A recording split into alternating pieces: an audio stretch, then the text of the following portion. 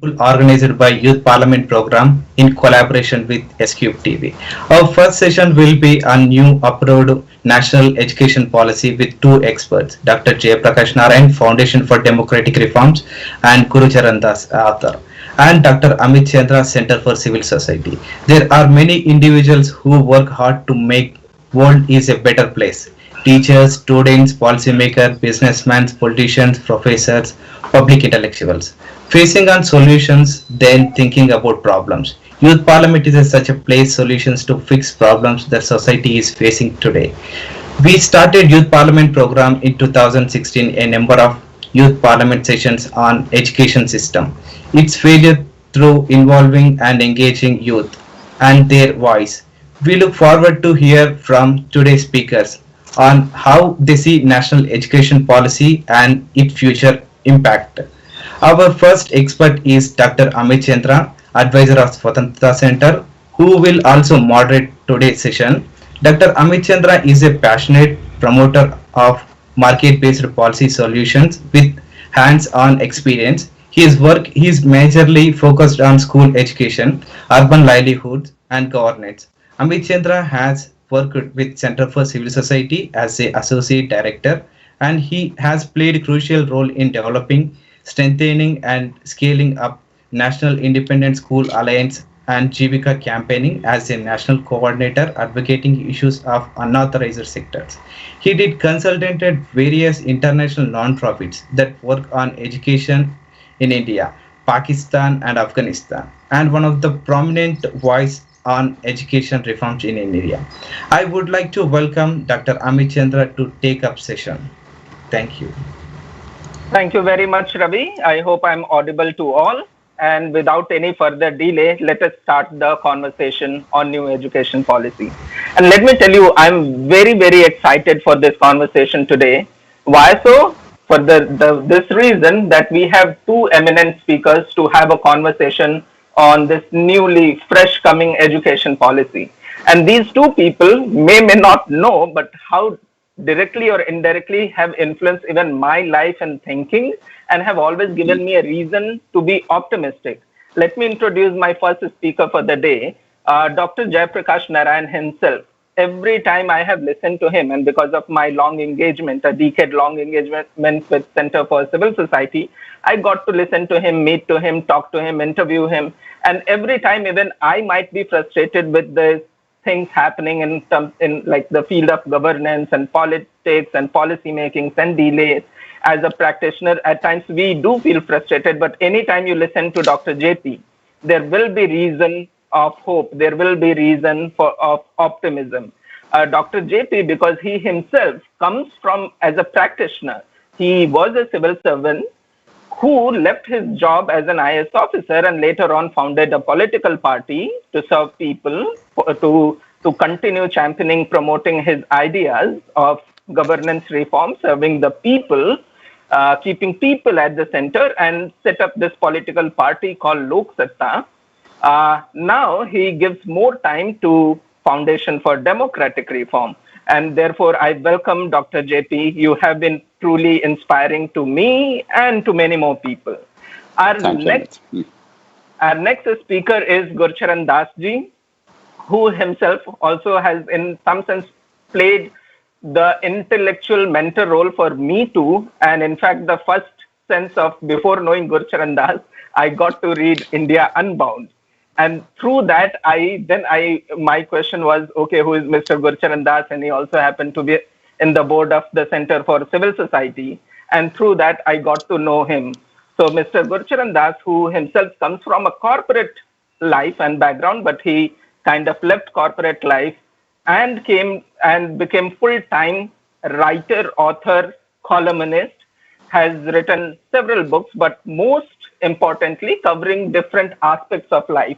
The Artha aspect of life, which is covered in India Unbound, and the India Grows at Night, the difficulties of making, difficulties of being good, which is talks more about the dharma aspect of it. And now he's working on his next book, which covers the moksha aspect of life. Artha, dharma, oh, kama, how could I miss Yeah, but I could miss because I have not read Karma. I ordered on Flipkart, but they declined. So I still have not been able to read Karma. So he's covered all of that too. And so the wonderful panel that we have, and in this case, I don't really have to do much job as a moderator. If I can get these people talking, that's all. And they will cover almost everything and make my life easy. So the format of this session will be, we will make it as engaging as possible. I have prepared a set of questions, and then our audience also, they will be sending questions. So we'll be taking that as well. Now, unfortunately, Gurcharan Dasji is with us only till 6:30. So first hour of this conversation, I'll be a little biased and giving more time to Gurcharan Dasji, but not saying that we will not continue the conversation. Though, let me start with Dr. JP first. Dr. JP, if I know you are very optimistic about this new education policy, I'm very skeptical. So let me start with you taking 4 or 5 minutes first to give what makes you so optimistic about new education policy. What is your overview? And then I straight come to Gurcharan Dasji. Thank you, Amit. As you said, I am glass half full kind of a guy. I always see a silver lining. I refuse to see the dark cloud. Now, when you examine a public policy or governmental actions, if you judge by the highest standards, there'll be always some serious deficiencies. But if you judge by the context, what is the current situation? Does it give a credible roadmap? Does it alter incentives? And is there a realistic hope of outcomes being changed? Then I think we'll get a better answer. We all know the current situation. The reason why we're all meeting at this time, many young people, 5:30 in the evening, is that we're all deeply distressed about the quality of education in this country. And for a society which for millennia valued education, throughout our history, scholarship and education have been worshipped by our people and our culture. And the poorest of our country, they spend disproportionate sums to give their children a head start. That's the reason why when they feel that the public system is failing, so many are willing to spend money out of pocket and send their kids to the private schools, but to no avail, sadly, in most cases. So on the one hand, the demand side is extraordinarily strong in this country. On the other hand, the delivery side has been spectacularly bad in this country because we failed to define success and measure success properly. In a society that values success, celebrates success, see the way people fit and celebrate when somebody gets into an IIT or IIM or a medical seat or an IIS or something. I mean, the amount of adulation, the amount of publicity. Because we did not know how to define success and measure success, there's been a spectacular failure. The reason why I feel good about this policy on the whole is that there has been a conscious attempt to define success and measure success, as opposed to the pre-NEP days of the Right to Education Act and earlier, everything about the length of the classroom and the breadth of the classroom. Rather than outcomes, there's not a single word of outcome or learning levels in the whole Right to Education Act. It's been a disaster. I've been very sharply critical for years about the Right to Education Act. It may have been well-meaning, but just because well-meaning doesn't mean that it really gets any outcomes. The second is, there is a conscious effort to integrate co-curricular activities with the formal curriculum instead of seeing them separately. Now, to what extent we'll be able to operationalize is a matter of detail, but at least there's a recognition. The third is, there is a more sensible approach to regulation. You know, in the RT Act, etc., they impose so many conditions about starting a school in big cities, so many acres of land for playing ground and all that. Government schools never had that. And yet, you punish the private schools. But today, there is an attempt to create a level playing field and separate management of schools from regulation of schools, from academic control, from evaluation and examinations, which is, I think, long overdue. And then, one thing I have discovered to my horror about 10, 12 years ago, earlier, I was not very conscious of it when I did some serious study. I found that there are tens of thousands of schools in this country which are very tiny. In our quest for neighborhood schools, we created schools with 30 kids, 15 kids, 10 kids. I'm not misspeaking, and I know for many listeners who are not very familiar with this, it will be quite shocking. There are actually even today schools in India where the teachers outnumber the pupils enrolled, not attending. There are actually schools where there are more teachers than students in the classroom. It's a disgrace. It's a disaster in this country. It's not that the teacher-student ratio is bad. We have about 17 or 18 kids per teacher on an average in most parts of India. But the distribution is so skewed. It's not that we are not spending money. You take Andhra Pradesh and Telangana, we are spending 80 to 90,000 rupees per child per year. But because of very bad allocation of resources, apart from very poor evaluation and lack of monitoring and accountability, outcomes have been appallingly bad. So there is now a cluster schools concept is now coming into vogue. Hopefully that will, in a large measure, address this problem. The language and medium of instruction is always a big challenge in South Asia because of the post-colonial societies, the colonial past. I think there is a robust roadmap without rigidity, because already much has happened. There's no way you can reverse the whole thing. But at least there's a clarity about how to go about it, recognizing the importance of English in the minds of the people as well as in the market. At the same time, making sure that the kid actually understands, rather than non-English knowing teacher teaching non-English knowing kids in English and pretending it's an English medium school. I think there is a conscious effort. And community involvement. So far, even today's participants, I'm sure there are many people who have been deeply involved in education, as Amit is saying. A lot of people who have given enormous amount of time and energy. Teach for India, Asha, Pratham, many other organizations. Some of the brightest young people are willing to devote years and years of their lives at the prime of their careers for the cause of education. But so far they've been seen as mendicants. They have to go and petition. And if those people in authority, their sufferance, you can do some work. Whereas this policy explicitly recognizes that the community has ownership and stakes, and it has to be involved. It's not government's private property. And finally, I'm straying into higher education a little bit, only to a limited extent. Vocational education mainstreaming, a conscious attempt is made. It's long, long overdue, and I think it's a good thing. So on the whole, I feel positive about it. But there are some caveats. Very quickly, I'll just list them, then we'll move on. The first is, whether we like it or not, a large number of Indian parents and children, almost all the rich and middle classes, and increasingly the poorer sections of the people, they have given up on public education. Half the students are in private sector. While this policy has not discriminated, it has not really encouraged those parents, that poor parents who send their kids to private schools, there must be some reimbursement of the tuition fee or payment of tuition fee. By whatever name you call it vouchers, you call it tuition fee reimbursement, you call it something else. Subject to a ceiling. Obviously, I understand there's no way you can give 90,000 rupees. We also must understand the economic realities. Partly because it's a reality. The people of India are voting with their feet. In many other countries, there's a big debate. In India, there's no debate. It's a no-brainer. It's a hands-down winner. People of India want good quality education. They don't care a damn it's private or public. We must recognize that the child is the center of the universe, and the education policy is about the child, not about the government school or private school. Therefore, funding the poorer kids in private schools subject to a ceiling, provided outcomes are good, I think, has not been addressed. But I think that can be overcome because there's nothing that precludes a government from acting on this. The policy does not prohibit it.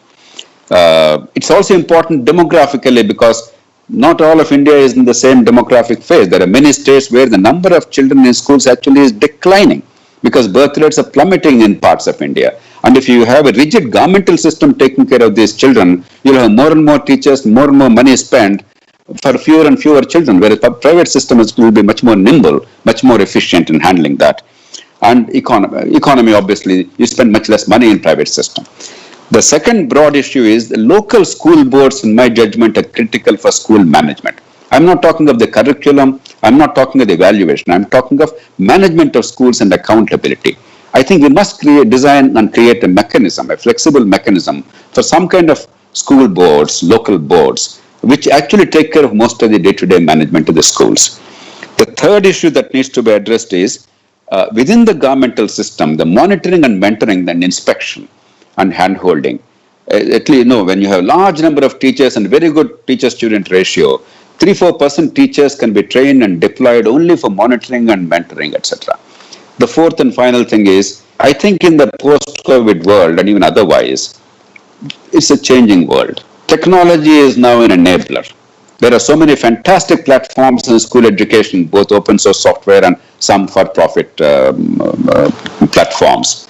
And the teacher need not be a person who goes and shouts at the top of his lungs. A teacher can be a mentor, a facilitator, a monitor, an evaluator, and a person who is a counselor, rather than a person who actually comes and regurgitates whatever he has to say that day. I think there must be greater space for that. Two last points. There are two aspirational things. I don't take them seriously. The 6% GDP, I'm not even persuaded that it's necessary when 50% of kids are going to private schools. 4.4% is pretty good now. Let's utilize this well rather talking of 6%. To me, it's both unnecessary and probably unlikely to happen. And of course, there is emphasis given to preschool education. That is the headline stuff. Well, if it happens, that's welcome. The conversion of Anganwadis into preschools. But realistically, I don't see that happening in a big way. Maybe some beginning will be made in the pockets of India. And if some of the most advanced countries have not really made much headway in preschool education, I don't think India will be able to make much headway. I'm not talking about desirability. I'm talking about practicality. But then again, a policy is sometimes aspirational. But I wouldn't really judge the policy's success or failure by those two yardsticks. There you are, Amit. Thank you very much. Thank you very much, Dr. JP. I'll say a very good summary of new education policy. You covered almost many aspects of it, and we can have a long conversation with the questions. But at the moment, I'll straight go to Gurcharan Dasji. This is where I would focus during the first half of this conversation. Gurcharan Dasji, you have already written 2 articles. One is Busting Myths and Double Speak on Education, which was published in Hindustan Times. And later on, I read one of your article wherein you say only 1.5 cheers for this new education policy, and you will reserve another 1.5 cheers. So coming to you, how do you see this over this national education policy, and what are the challenges that you see, the real life challenges, how close it is to reality to make things better? So Gurcharan Dasji, all to you. Well, Amit, there is so much so good in this national education policy that I feel actually very bad in giving it 1.5 cheers. I would love to have given 3 cheers. And I agree with a lot of what JP has said. I think this is perhaps the best policy we've ever had. Yet, it does not come to grips with the crisis of education. And that's my basic problem. Just to let me say some good things. And JP has said them, but they're worth repeating.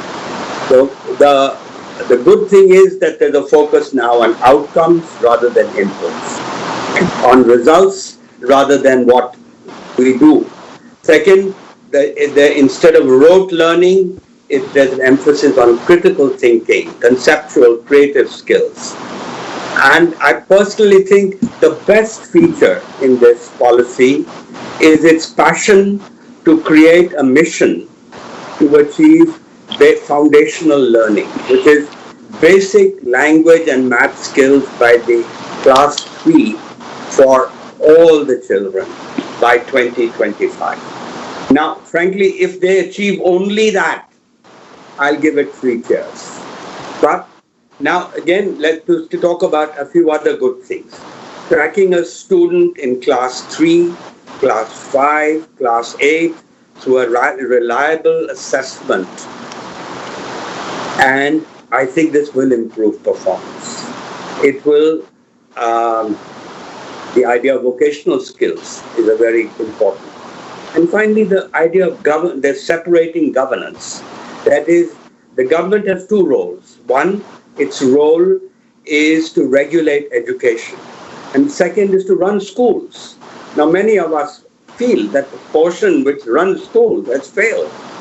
But those are two separate roles and there's a conflict of interest. And so this is partly responsible for the disastrous performance of our state school. Now, let's get down to facts. What are the problems? What is the ground reality? And I'll present 8 facts, 5 and 3. 1 out of 4 teachers is absent in a government school across India on the average, and 1 in 2 who is present is not found teaching. Now, this is the result of a study that was done many years ago. It has been repeated on a number of occasions, and this applies. Some states perform better, but the average is this. Second fact, and by the way, this failure of absence teachers is not because they are being paid low. Today, the average government school teacher salary is over 40,000 rupees a month. And this is 7 times India's per capita income. Second fact, in many states, teachers pass, only 10% of teachers can pass the teacher eligibility test. So teachers are not properly trained. In many cases, they actually have bought their jobs from politicians. And we know that even there's one chief minister who's in jail for selling teachers jobs. Fact 3, less than half the students in class 5 can read a paragraph or do a math sum from a class 2 text. This is a statistic every year. Pratham brings out the Asar report, and there's a lot of credibility to this fact, to this very heart. Absolutely, I mean, you feel like, you want to sort of hold your head down and cry. Fact 4, India's children ranked 73rd out of 74 countries in the international PISA test of reading, science and arithmetic. We were just ahead of Kyrgyzstan. And when they did this test, it was the UPA government was in power, and it was so embarrassed that they banned the test after that. So we've never had this test done after that. Fact 5, as a result of this rot, even the poor are abandoning government schools. Between 2011 and 2018, 2.4 crore children left government schools and joined private schools, according to the government's own DICE data. Today, as JP said, almost half the children of India are in private schools. So the private schooling system of India has become the 3rd largest schooling system in the world. And there are 12 crore children in this system. And the other factor about this private school system is that 70% of the children in this system pay a monthly fee of less than 1,000 rupees, and 45% pay a fee of less than 500 rupees. So this is not, the private school system is not a system of the rich, which is there in many countries. It's not elitist. Fact 5, as a result of this rot, even the poor are abandoning government schools. Between 2011 and 2018,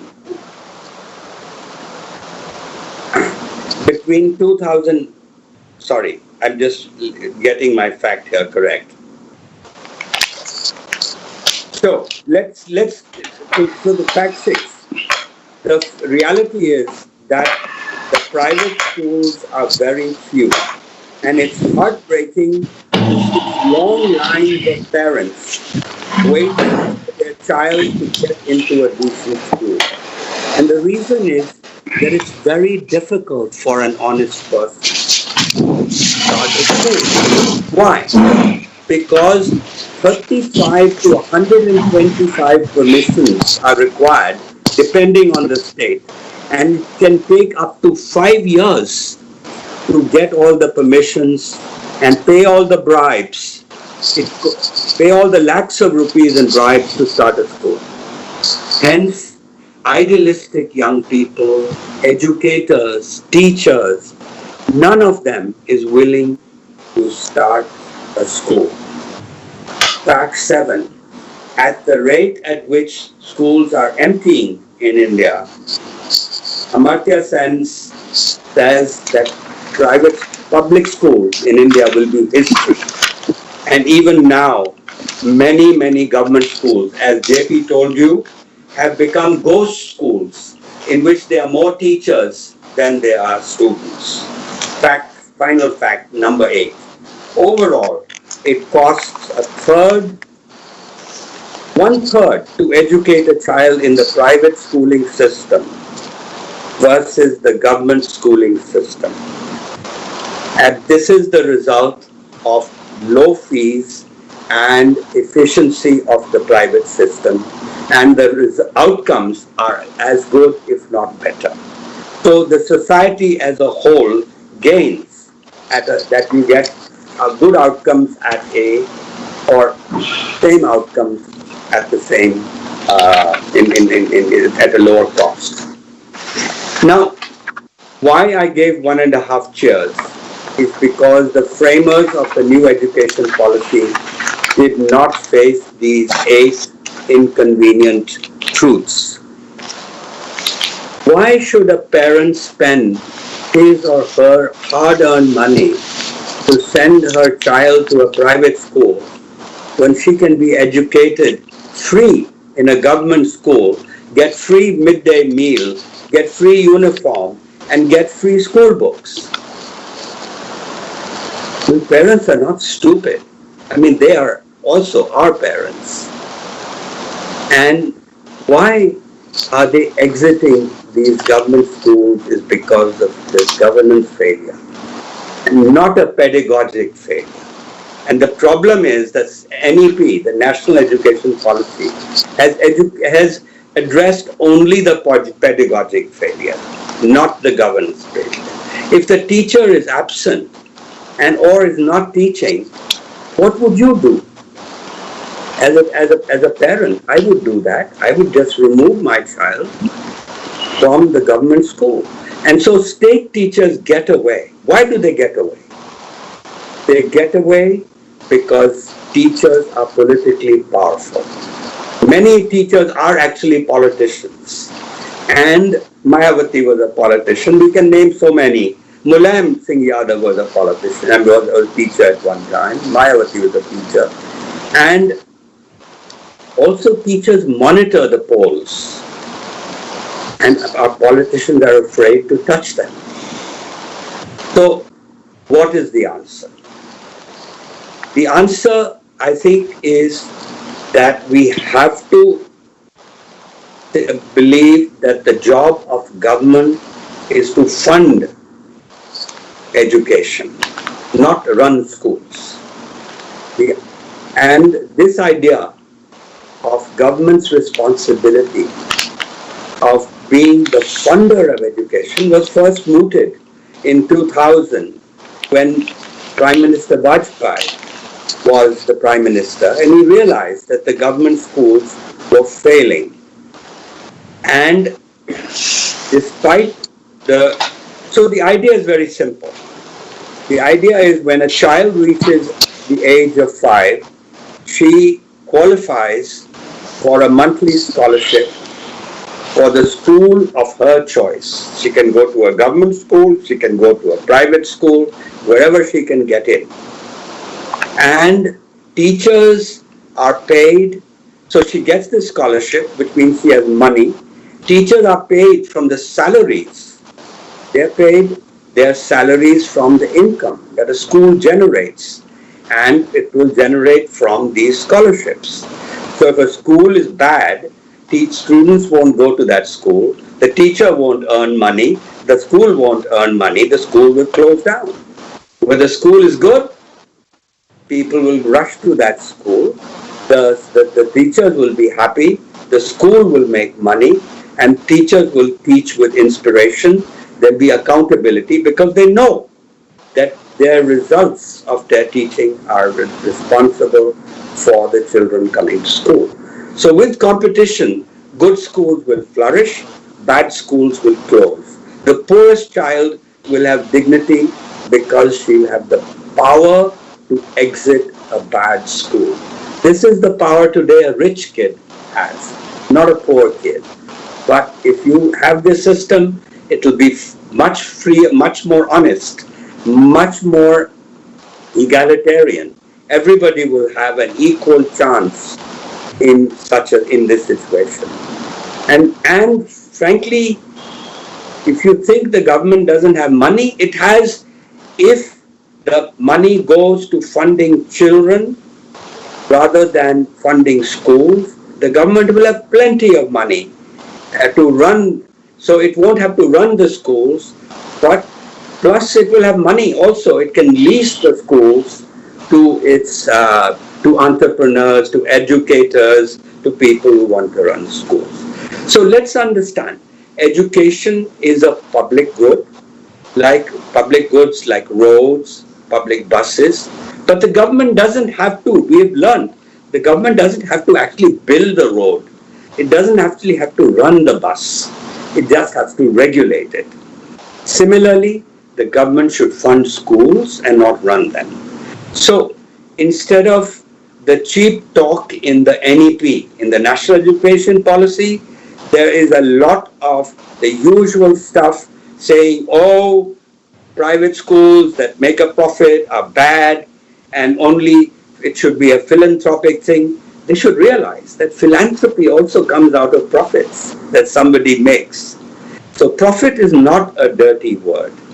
And this is a major change that we need to make in our country, that when 40%, that is out of what today, let me say, 85% of our schools make a profit, but yet they are not allowed to make a profit. So what is this hypocrisy? So let's remove this dishonesty, say that this is a sector that can make a profit, then you don't have this whole thing. Investment will flow into such schools. And frankly, if 9 out of 10 of the world's top economies allow for-profit schools, including China, why can't India? This single change will bring huge investments into education, improve quality of education because better schools will come up, investment will come in, and also remove the license Raj. If you remove the license Raj and remove the 135 permissions that you require, then you will get better schools. And also black money will be cut. So this is my point, Amit. Now, as I said, I would love to see the new education policy succeed. I would love to see that by 2025, the mission for foundational learning, 100% children can do arithmetic and reading of a class 3 text. I will give features, but frankly, given all that I've told you about, I am very, very skeptical. I'm very, very skeptical. I think what we have got is the worst of both worlds. What we have got is an unperforming government school. I mean, I don't want to say there are many government schools that are very, very good. And I don't want to blame all teachers. There are lots of good teachers in the government schools. I know many of them. But let's look at the system as a whole. Don't see just the good schools. System as a whole is in a rotten state. And so I would say Let's one is at least experiment with the idea of taking a few districts, funding school teachers and funding students instead of schools, and also give autonomy to the private education sector where half the children are there. And I totally agree with JP. I mean, this is ridiculous, 6%. We've already pouring 4% of GDP into a system where the money is just going down the drain. I mean, and to say we have got to increase it, surely that's madness. So I would just say, I've spoken for too long, I think, but since I'm going to just take some questions because I have to leave in 20 minutes, I would just say, again, the autonomy I seek for private schools is one, remove the license Raj, remove the bribery and corruption, make it easy to open a school, call it and and give them autonomy in pedagogy, etc. And you'll see the fact that and give them the autonomy that exists for them in other societies. Go by that norm. So I think I've spoken enough. I've spoken enough. This is a time, as finally JP said, this COVID has shown us that technology is going to be very important. We do need investment in technology, but let the private sector give it autonomy, let it use technology. But at the same time, let's try to fix the government schools. I mean, I'm not saying that. I'm just saying experiment with a few districts with vouchers. And this heartbreaking sight every year. Long lines of parents waiting to get a child into a good school. I mean, this really every year it breaks my heart because most of them won't be able to get a child into a good school. So I've said enough. Great. Thank you very much. I think we got a fair amount of reasons to be optimistic for this new education policy, looking into the good provisions and some very good ideas it has finally incorporated, certainly. And when this new education policy came up, certainly it was in media, many people started talking about, hundreds of columns have been written about this new education policy. And many people, those who are not like the usual commentators on policy, are also making comment on this policy, and people are pretty much optimistic about it. But at the same time, my own fear happens to be also similar to what Gurcharan Dasji has said. Unless we incorporate the reality of the day, and we also see the trend, I mean, one of the solution that it has proposed. Let me come to the target, and then actually I'll take JP's comment on this as well.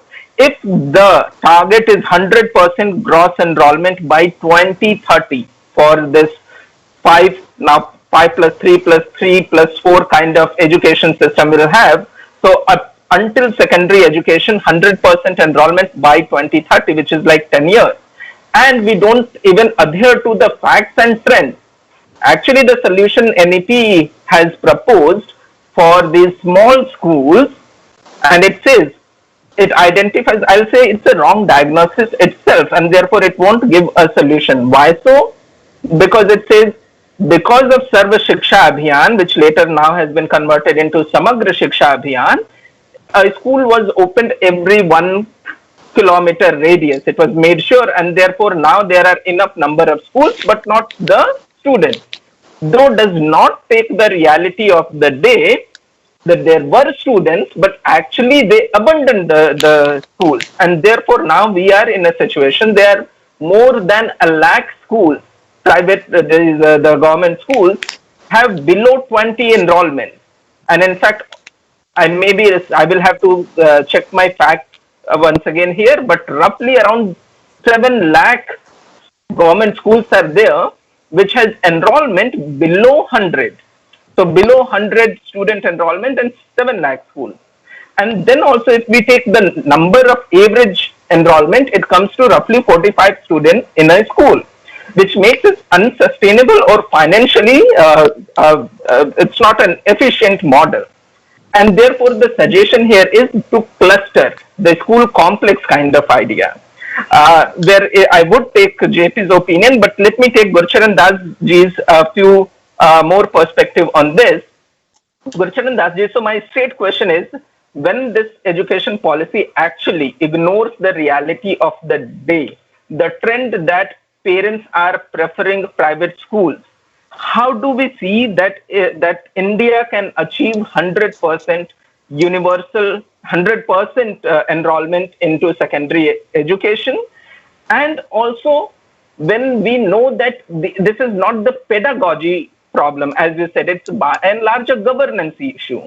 So if there are, let's say, girls in rural areas, they cannot go to a faraway secondary education because there are also eve teasing problem, lack of law and order, etc., etc.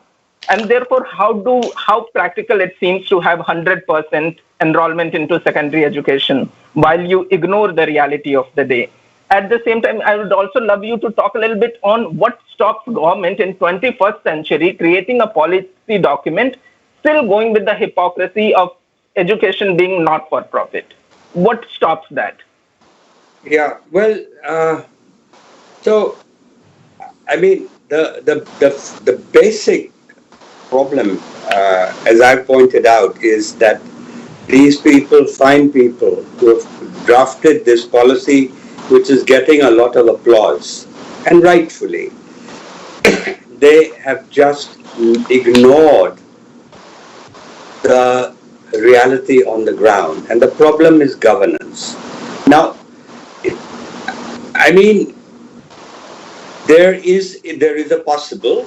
I mean, Delhi is an example which decided to take education seriously.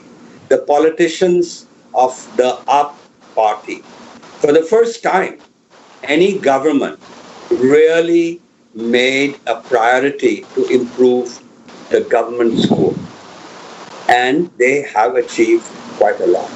So it can be done. It can be done. I don't think we should be totally cynical, but the fact is, for 70 years now we've been working at it, and only one place has shown some hope, some results. And I guess the best thing on the ground is to really attack the question of governance. Why do we allow teachers to be absent? Why do we insist on bribes to open a new school?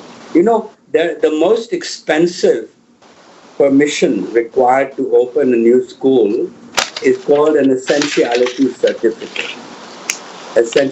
Which says that a school is essential, is needed. Now, the government officials won't give that certificate because they say, but there's a government school there. Why should you open a private school?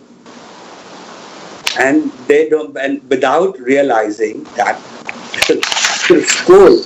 So anyway, the bribe for an essentiality certificate varies from 5 lakhs to 50 lakhs of rupees to get that certificate.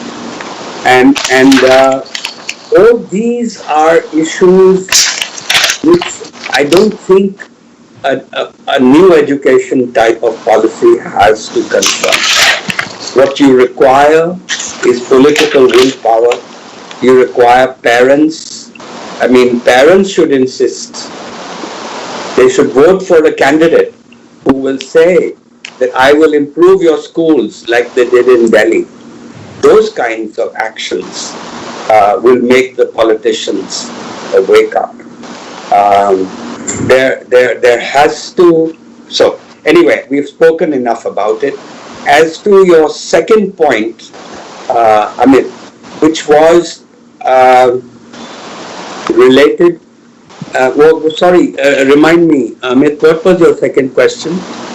For-profit education, the 21st century policy, how can it continue the hypocrisy? You know, when 80 to 90% of the private schools are half of total schools, or half the children are in private schools, and 80 to 90% of the children who are in private schools, in fact, do make a profit. And so the practical answer is to accept the fact, let them make a profit, but do a good job of regulating. In other words, you should insist that all the features of the school are available on the internet, so that a parent can choose what school they want to go to. So all the things that are, and if they lie on the internet, there are huge punishments for that school. So have a system of transparency for the private schools. This is the way to regulate, not through the Inspector Raj. Regulate the way that you regulate in other countries, and also I think this whole notion that if you accept the notion of government funding schools, then the competition will improve the quality of the schools, then the government should not be concerned with what salary a teacher is earning, what fees a parent is paying. The market decides that. We don't control the fees and we don't control the prices of cell phones. We don't control all these other. 99% of things we have available to us, we don't control their prices. Fee control also limits good schools from coming up. In fact, this is going to be the problem. They've opened up universities to foreign universities. India has opened up to foreign universities. But foreign universities are not going to come to India if you regulate the salary of the teacher and if you regulate the fee that a student pays. You have to leave it to the institution and let it compete. If you want to pay a lower fee, you go to another school or another university. This is how it is in most successful countries. And so I would say, I may be sounding like, here's a private sector guy who's talking about putting everything into the private sector. But, let's also recognize the reality. If the government schools had been a success, and we've had 70 years we have been waiting, who would want to send a child to a private school? If you can get free midday meal, free uniform, everything, why send a child to a private school? So therefore, let's recognize that this is hypocrisy. It's and these myths that we are living with. And we don't need to change any law to say this, to allow for-profit education, because it's not illegal. It's based on a Supreme Court judgment, and there have been enough rulings which will allow us to allow this to happen in the RTE. So when they are now going to amend the RTE, they should just include the fact, recognize the fact, and not have this hypocrisy, lying, chori chori, chupke chupke. That's not the way. It's a bad example to our children when this is how that the system in which a child is going to school behaves. Thank you very much, Gurcharan Das ji, and sorry to JP because I gave more time to Gurcharan. No problem. Please. Yeah, because he has to go. Now, certainly, Dr. JP, if you would like to comment or add to few things that Gurcharan Das ji has spoken, and specifically, I would also like you to comment on the idea that he has proposed on per child funding kind of DBT voucher model, if you see that is a possibility or not. When he is talking about autonomy, the new education policy proposes graded autonomy, which is, the better you start doing and then more autonomy is given to the institution. And in case of recognition, I think the education policy hardly anywhere touches the private schools or private education and recognizes the contribution made.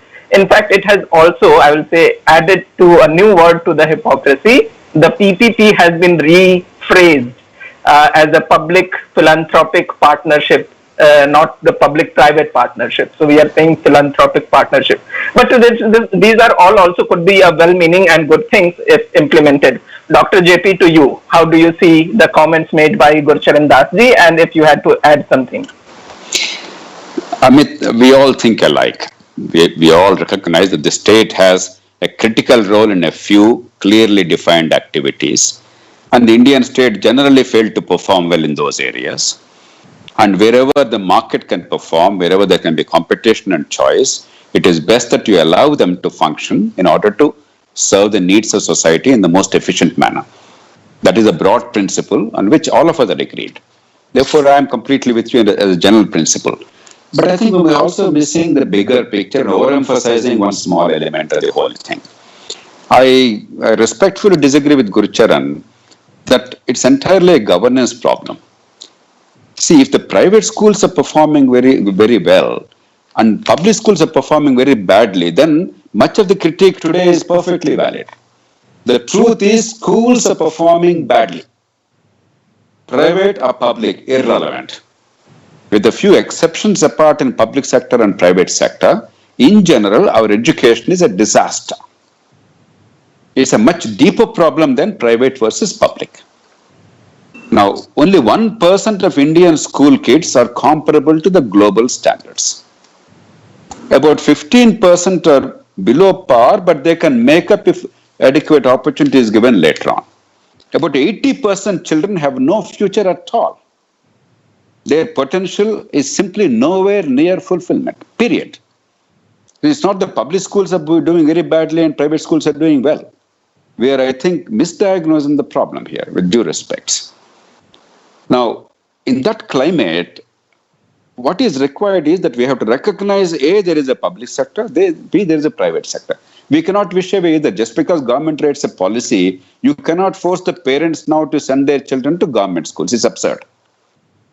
Similarly, just because you and I have some desire, there is no way the governments are going to sack 50% of the state bureaucracies that constitute the teachers in schools. In almost every state, about 45 to 50% of all the state government employees are teachers. With all our Article 311 on our public sector, private sector, and our public discourse, the nature of our society, and so on and so forth, you cannot wish them away. And Gurcharan mentioned they man the elections, and unfortunately, despite I made very valiant efforts in the parliament when the Andhra Pradesh Legislative Council at that time was being reconstituted. I pleaded with them because Ambedkar quite wisely said under Article 171(2) that until Parliament by law otherwise decides, the following shall be the composition of the councils. But stupidly, 70 years afterwards, we are still continuing with the same thing. A simple law of Parliament is enough to make that change. At the highest level, I fought very hard, but I failed.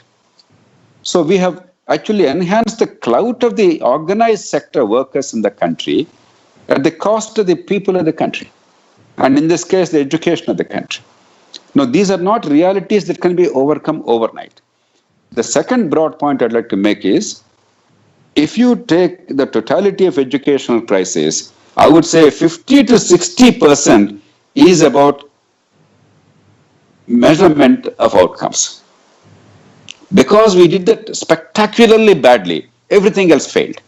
If that one thing is addressed by policy, I am betting in a country where the demand side is very strong, the kids are bright, they're hardworking. In no other country do they carry so many books from childhood. You go to techno schools, concept schools, success schools, this school, that school, and coaching institutions, ranks, marks, cut-off marks. I mean, this is the mania of the country.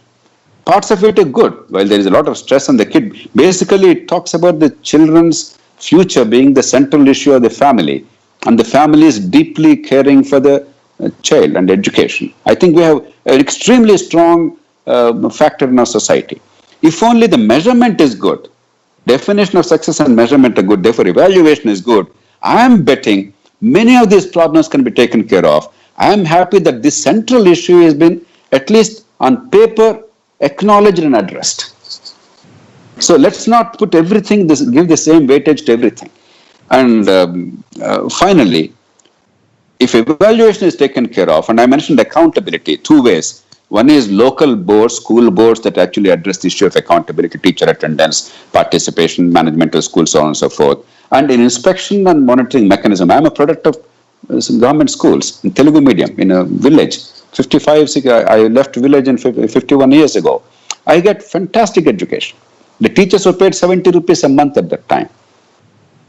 There were no pakka rooms. Most of the time they were ramshackle thatched sheds. It made no difference. Many of my generation got fantastic education. Therefore, government or private to me is secondary. Outcomes are possible, and you cannot now wish away all the government systems, increase accountability, let the funds follow the child insofar as the poor and lower middle class children are concerned, subject to a ceiling. I already made the point earlier. And I completely agree with Gurcharan. Fees should not be regulated in private sector with a higher education or school education. But to the best of my understanding, the policy does not talk of that. The policy only talks about transparency of these institutions and putting forth the facilities and other things. But I think there is no regulation of the fee talked about. So I think while policy is somewhat silent on some issues, I think the policy does not preclude what we want, and therefore I would still welcome the policy.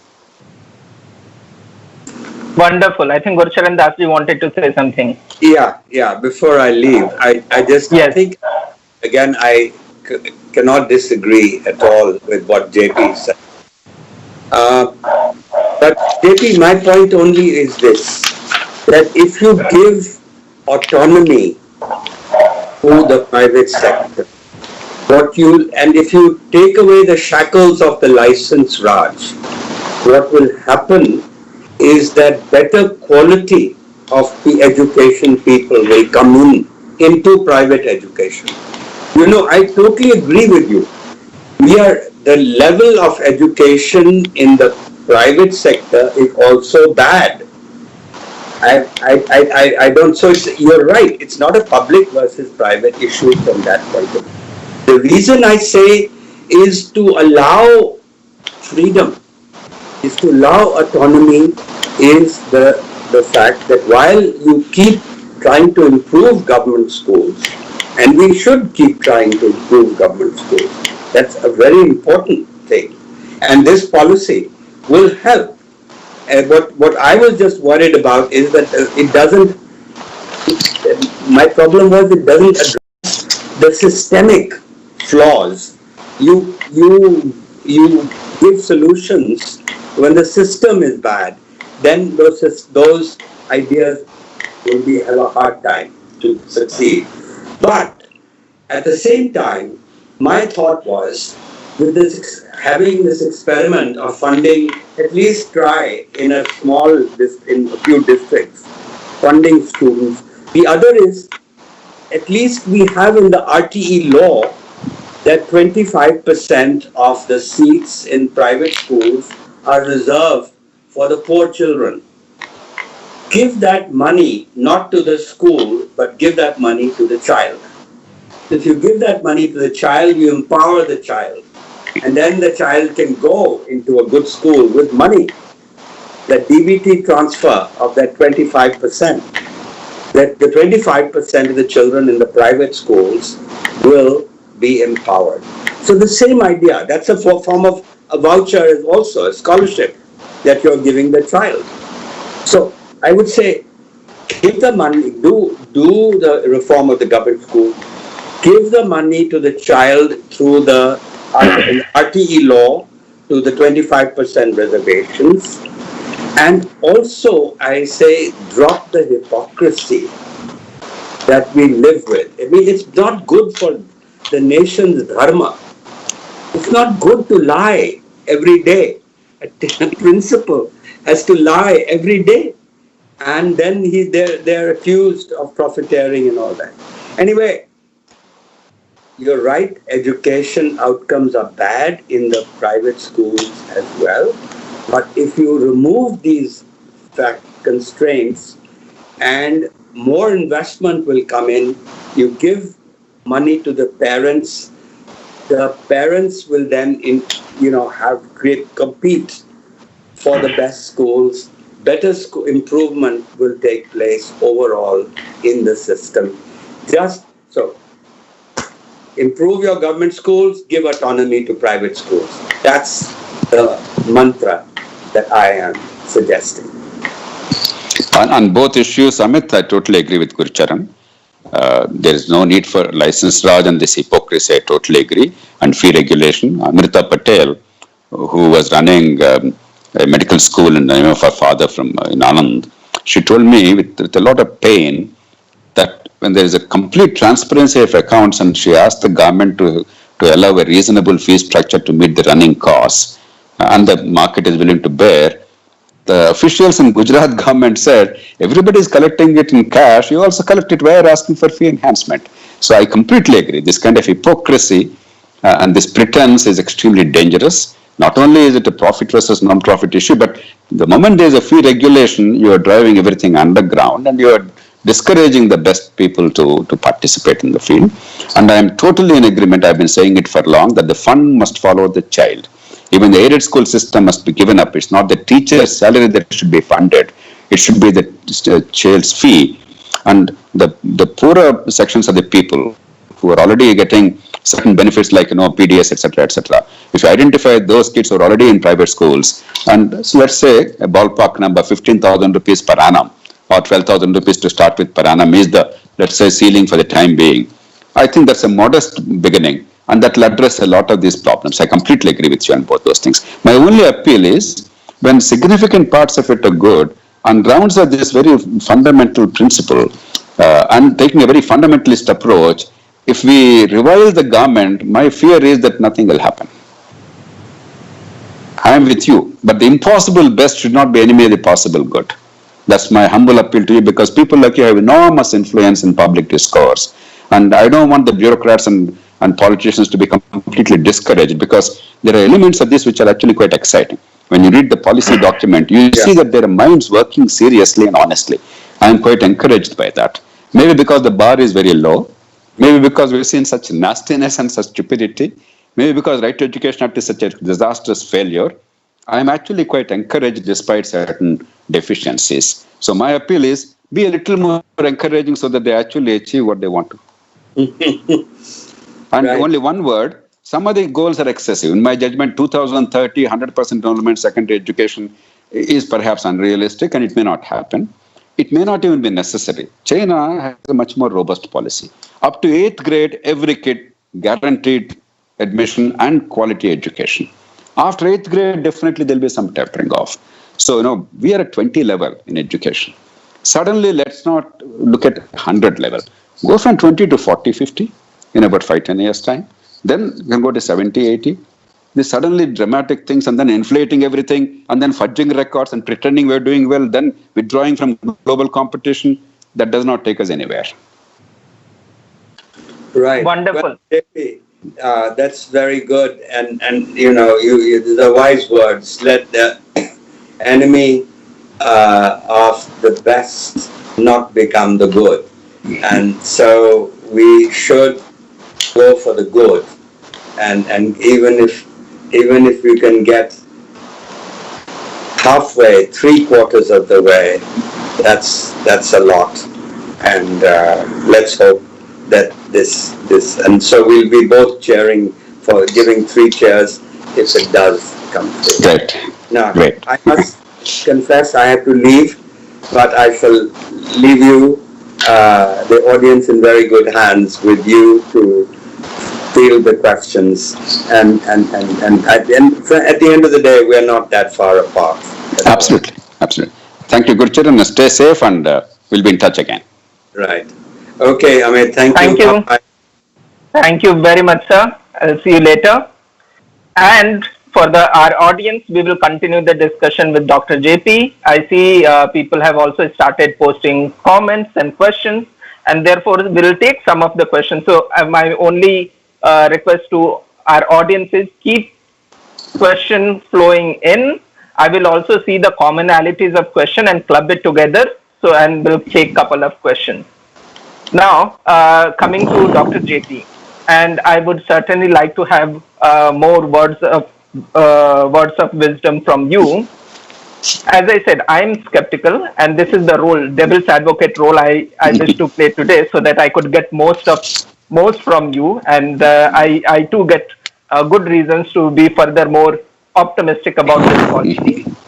And certainly, the one thing while Gurcharan Das was talking about the reality of the day, which is also quite a bit true, but at the same time, something that you pointed out that the learning disaster that is happening, and it's not only about the government schools and private schools, as you said, that learning level was going down, both in private schools and government schools. So kids were not learning.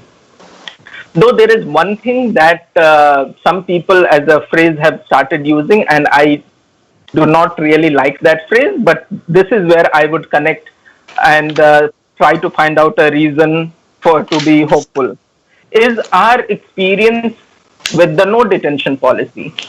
While we know that learning outcome was going down, we also know to some reason in the background it was also because of the no detention policy. Though once again, the idea was beautiful, and we all, almost everyone supported this idea. Almost all educationists supported this idea of no education policy, because the idea was to take away pressure from students to the teachers. So make sure that it was something on teachers to make them more accountable, to make sure that 100% students are able to learn and pass, and therefore continuous comprehensive evaluation idea was proposed, and all of these things. So well-meaning idea, but our experience with this provision of no detention policy under the Right to Education Act itself resulted into learning disaster.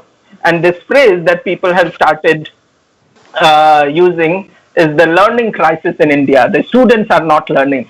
I really don't like this idea. I keep saying it's not that the kids are like crazy and mad and they are incapable of learning. It is the system's failure. It's not the children's crisis. It's the teachers and system crisis, which is not able to teach them even foundation thing. And therefore, so once we have this no detention policy, well-meaning idea, we all were enthusiastic, but it failed. Now, if we apply with the same kind of the teacher and mechanism and system, if it remains the same, how do we, or it is not just a question, skeptical question, actually I'm looking also for what should we add on. This is also a comment on YouTube that we have received. What should we add on? What system and policy pressure and mechanism we make sure that it does succeed? Amit, let's again revisit an issue that's been discussed, but I think I still want all of us, and through us, a lot of people in the country understand the magnitude of the crisis. The first ASER survey in 2005, along with Montek Singh Ahluwalia, I released the report in Delhi, Constitution House, Pradhan's report. The recent years, they have been doing life skills between 14 and 18, some simple rudimentary life skills. Between 14 and 18, 22% of the kids cannot read a simple passage. It's not even about understanding. Pradhan surveys are only minimalist. It's not even comprehension. 50% of kids are not able to look at a watch and read the time. I want everybody to focus, if you have not really not encountered this fact. Yes. 50% of kids in 2020 at the age of 14 to 18 cannot look at a watch and read time. About 75 to 80% can read the hour. Right now my watch shows 6 hours and 44 minutes or 16 minutes to 7. Now about 75 to 80% are able to 6 o'clock plus or something close to 7. But 6:44, only 50% are able to read. 50% are not able to weigh, let's say, 2.5 kilograms of brinjal. They don't know what measures to put there. There's a disaster happening. There's a disaster happening. That's why I'm saying don't worry too much about secondary education, higher secondary, all this. First, 8th grade, if the kids really know reasonably well and they can use their faculties, that's enough. And as you said, the kids are not at fault at all. Kids are bright. Indian kids are not inferior to anybody else. Time and again, that's proven. They work very hard. They are under tremendous stress. The parents sacrifice a great deal. I would say the central issue is, why is it that 50, 60 years ago, despite so many inadequacies, there were better outcomes? There was measurement. Sensible measurement. I remember in school in those days, there used to be 6 examinations in a year. The papers were set at a district level, except in 10th grade state level, and there were printed papers coming. One, what we call class test and quarterly, then another class test and half yearly, another class test and final examination. And the examinations were reasonably good. There was evaluation. Therefore, the whole notion that there should be no detention and no examination is a nonsensical notion. It was wrong on the part of RT Act. It was wrong on the part of well-meaning but romantic ideologues and activists who argued for that. What we must ask for is a stress-free examination that measures the conceptual understanding rather than the rote learning. Not no examination. It's absurd. You don't measure, it doesn't matter then. World over, whatever be the field, that notion is nonsensical. That examination or evaluation is bad is a dangerous idea, a stupid idea, and we paid a heavy price. But to be fair, the decline was well before the RTE. RTE only further accentuated it. It continued it. Already there was a tremendous decline. And even in these last 10, 15 years, since 2005, when the Pratham first report, Asar report has come, there's actually a significant decline in the outcomes even in the last 15 years. And that's a tragedy. Therefore, what I would say is this age-appropriate admissions and this automatic promotion is simply not right. But it does not mean there should be stressful examination. The new policy does talk about a stress-free examination system, and hopefully, they didn't say continuing evaluation system, but several phases. One of the sadnesses of India is CBSE started CCE, continuing comprehensive evaluation, then they gave it up. A good idea was given up. I presume because the teacher pressure, because they felt each student has to monitor on a regular basis, there's a lot of additional work or whatever. It was a very silly thing for the government to give up, or CBSE to give up. But now they're talking about not one test, and definitely not rote learning, but testing conceptual skills. If PISA can test conceptual skills, if SAT and ACT can test skills for American kids, if O-levels and A-levels can test for British kids, I don't think it's such a difficult thing. Certainly some bright minds are required. Designing those tests are not difficult. Once that one thing is taken care of, I'm absolutely betting, in about 80 to 90% cases, the problem will address itself. There will be still unusual problems. There will be remote areas, there will be abjectly poor people who have malnutrition, maybe domestic violence, all kinds of things. We have to always look at that separately. But today, even the bulk of the children are not getting anything. If 80% of the kids in private or government schools, you are able to measure well, and therefore the demand side is very strong, and therefore once the quality is not up to the mark, parents understand, acknowledge, and then build pressure on the system, then outcomes will be generated. Special problems can be dealt with in a special way. The moment you come up with all the special problems and combine with the generic problem, you end up achieving neither. Let's not try to do too much. That's why I'm always a great believer in one single critical lever of change, which opens many more doors rather than a laundry list of 50 activities. That's one of the problems with the Indian government policy documents. You try to be everything to everybody, end up being nothing to nobody. So I would still say that that is the central issue. And I believe the policy at least recognized it. And therefore a testing board, then the random surveys they're going to take up, and then if you're going to have increasingly digital and distance education, even if it's not distance education, more and more digital education, how do you design an examination which is both honest and efficient in actually measuring the true outcomes? That's going to be a challenge. But many other countries cracked it. We can do that too. Because our examinations are not only about rote learning and pressure. There is rampant mass copying. I do not know about many other states. I can tell you about Andhra Pradesh and Telangana. There is rampant mass copying. I am using both these words, rampant and mass, advisedly, not casually or flippantly. It's not one or two cases here and there. It's become almost universal. It's a disgrace. It's a shame. We must bring back the culture. So the problem is a much too elementary. We are talking at too much of a sophisticated level. You fix that, measure outcomes properly. I am betting because demand side is so strong, our society and culture are so strong, much of the educational crisis can be addressed. There'll never be a complete solution because education is a complex problem anywhere in the world. Even in the most advanced countries, every year they're trying to struggle because, as Thomas Edison said, there is no expedient to which a man may not resort to avoid the labor of thinking. Learning is about the hardest thing, even for us as adults. How many of us really want to study a book carefully instead of watching a film or going and gap-marrowing if COVID is not there? That's normal human nature. Therefore, education is always complex and difficult anywhere in the world. But you do certain things right, our society has so many strengths, we're forgetting that. And I'm particularly delighted that the centrality of society's participation in improving educational outcomes is recognized by the policy. I hope the bureaucracy and the teaching class will recognize that instead of seeing you and me as interlopers. We will ourselves take care of it. We don't need the government. Simply facilitate that. Perfect. Great. Thank you very much. Completely agree. And this is one thing that has been pointed out by many people who are writing about NEP, that one of the great thing is this simple focus, and which has been already identified, that make sure that all children have basic foundational learning.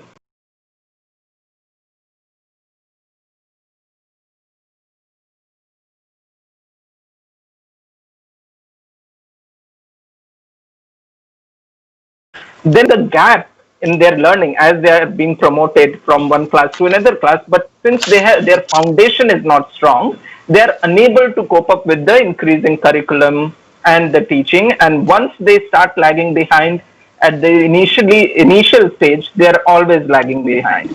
And therefore, that is one central thing that this focus is. So the idea here is to make sure achieve universal foundational literacy and numeracy in all primary schools by 2025. A very smart goal in that sense. Anyways, so I would, unless you have a little more things to, feel free to comment even beyond my question. But then I would like to take your idea towards more of the regulatory structure that it proposes. In both school education and the central education, the higher education, it has first time a policy document has talked about the separation of role that at times was getting mixed up because the same body, let's say the state government, which is the planning, conducting tests, implementing, measuring the success and funding it, regulating it and all of that. How do you see those changes happening? Do you see on a positive note or on a critical note? Because there are some people who are also pointing out that this might actually add to the already bureaucratized education system. So how do you see that change happening? I don't agree with that criticism. We must recognize that we are already spending enormous sums on school education. And 50% roughly of all the state bureaucracy is education. Therefore, if we add one regulatory agency and one testing board, to say that, my God, there'll be top-heavy bureaucracy is not very wise, because there's a very sound policy goal, and education is a very complex process, a lot of professionalism, a lot of depth. The people who design the test, for instance, it's not simply, some idiot being given the task of setting papers, and whatever occurs to him, he puts those 6 questions there, and then 3 or 4 people separately design those question papers. And then a few days before the examination, some director, somebody picks one of them at random. That is the way it is conducted today. They say it's a great source of secrecy and an examination with integrity, which is rubbish. To design an examination is a very professional task. It requires deep expertise and a lot of global and national exposure. And already the state councils of education, research and training, SCRT, and of course NCRT are reasonably equipped, I think, but in the last 10-15 years we have actually undervalued their role. We have made them less important, particularly SCRTs. I think we must rejuvenate these bodies and separate these functions. I am not in agreement with the notion that we are adding to the bureaucracy. We don't have to have large bureaucracies. And I particularly like the expression light and tight regulation rather than excessive regulation. Nowhere is there talk about fee structure being decided. And university education particularly, tremendous emphasis is given repeatedly to autonomy. Even the colleges, they say degree awarding colleges and they must be given complete freedom, their own board. And university is multidisciplinary, etc. Two kinds, teaching universities and research universities. I think broadly the conception is valid. School level, obviously you can't have the school autonomy in terms of academics, but autonomy in terms of management is absolutely necessary, and state schools must be managed locally. I think there's a gap there in the policy. I would not say the policy is running counter to this objective, but I think that's something that we should push them. Have some local boards, maybe for each block or a combination of blocks. In all of India, for instance, United States has, I think, some 4,000 district school boards or school districts. Now, India can easily have about 3 or 4,000. We have the revenue districts, each have about 2-3 million population, about 600, 700 in India. I think for each of these revenue districts, if you have 4 or 5 boards, district school boards, then I think it's a compact enough one, a reasonable number for every million population roughly, at least, or 500,000 population. If you have a school board, and they manage all the schools, primary, secondary, higher secondary up to 12th grade, etc. I think then a lot of convergence will take place, a lot of efficient utilization of resources, and most of all, accountability of the teachers. If that is incorporated, I think that will address the problem. Great.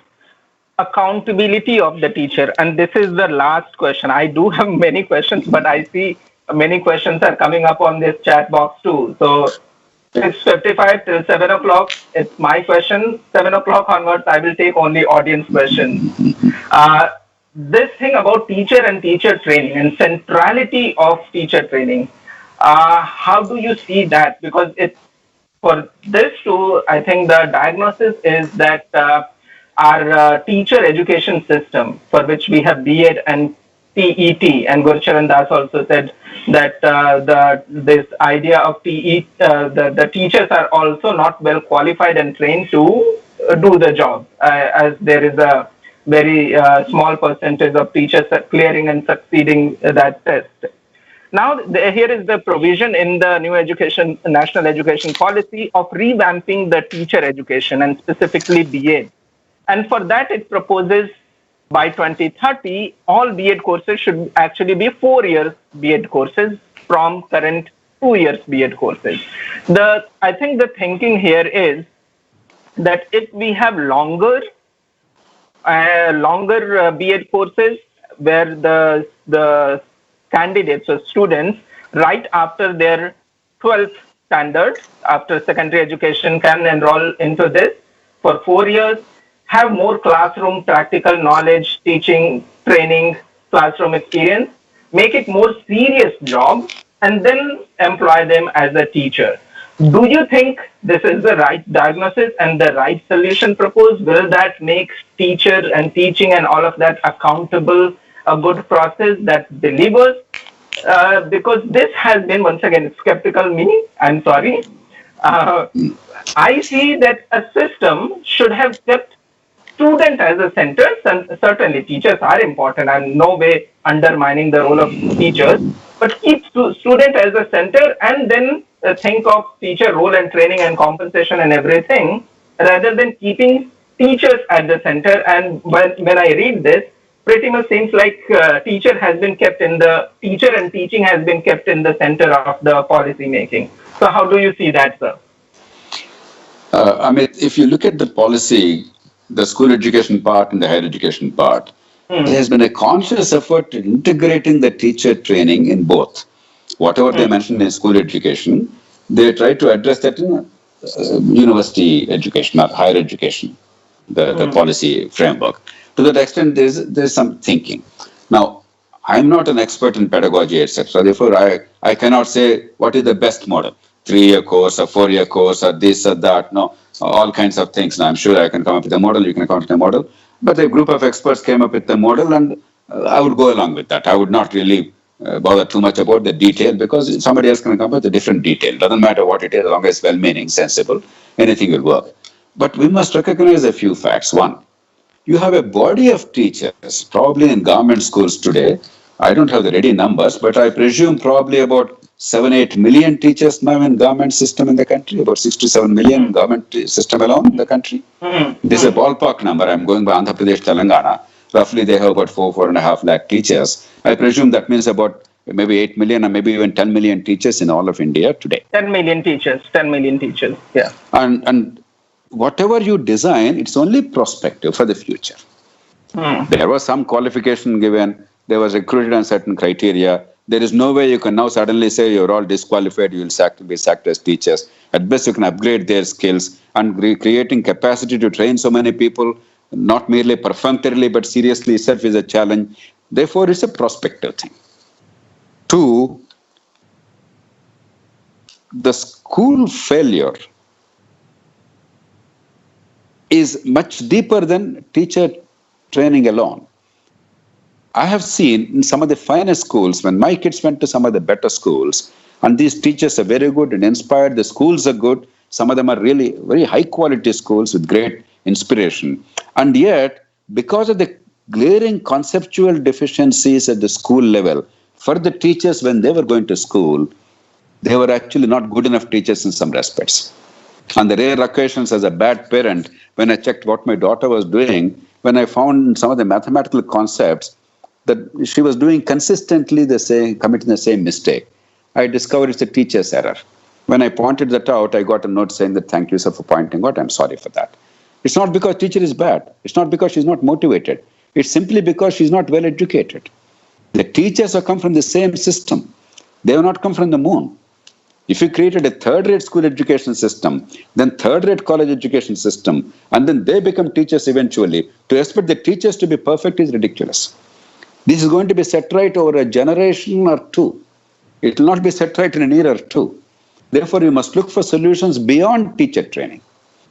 And that means digital education as the primary communication tool for conceptual understanding of the kids, with the teacher playing a role of facilitator and counselor rather than the teacher herself.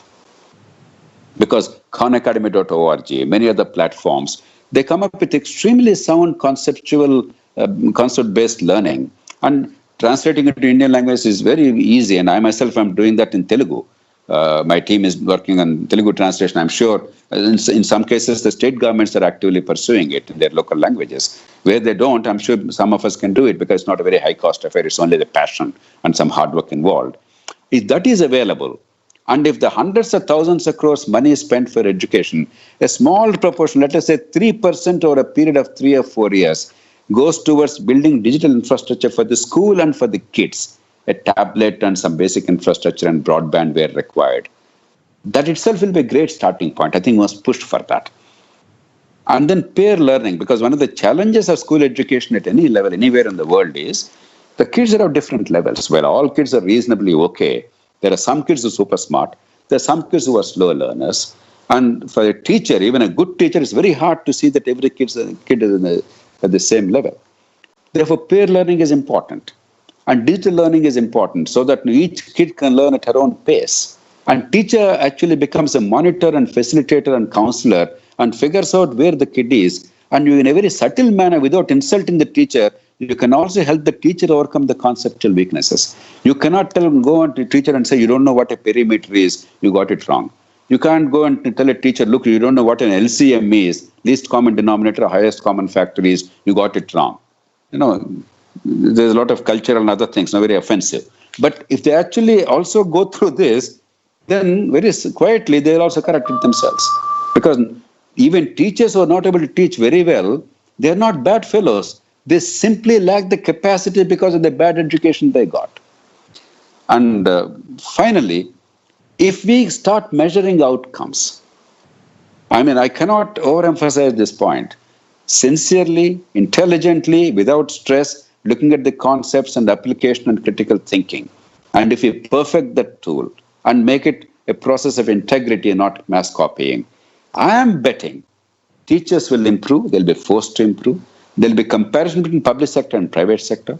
There'll be comparison between this school and that school, this district and that district, this state and that state, and of course this country and that country.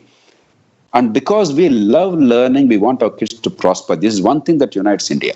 Hindu, Muslim, North, South, Telugu, Tamil or Hindi, rich, poor, urban, rural. If there's one common feature, we all want our kids to do well. I mean, we are very blessed as a country. That's the reason why I'm optimistic, Amit. We are very blessed. We are not like some other countries where, you have to tell the parents, look, your children must be educated. You must take care of your children. These are big challenges in some countries, that family is important, that you have to teach them. We don't have to. This is part of the Indian ethos. If only we build on that, measure the outcomes, make the parents clearly understand where their children are going, many of these things can be addressed. Otherwise, teacher education improvement is a generational thing. There is no way it's going to happen in a few years' time. I suspect it will take another 25 years, but progressively, with other measures, the quality will improve.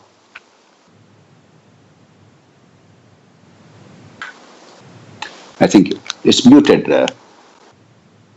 You are muted. Okay. Thank you very much. Yes, until the teacher service quality improves, certainly it will be difficult to imagine in education system and learning outcome improving. Anyways, now I stop my part of questions. I do have many more questions and I can continue for hours, but I know that we have to stop also and let us by 7:30. So I take some of the questions from our audience, people asking questions. One part of the debate, which is on language, and we have not covered.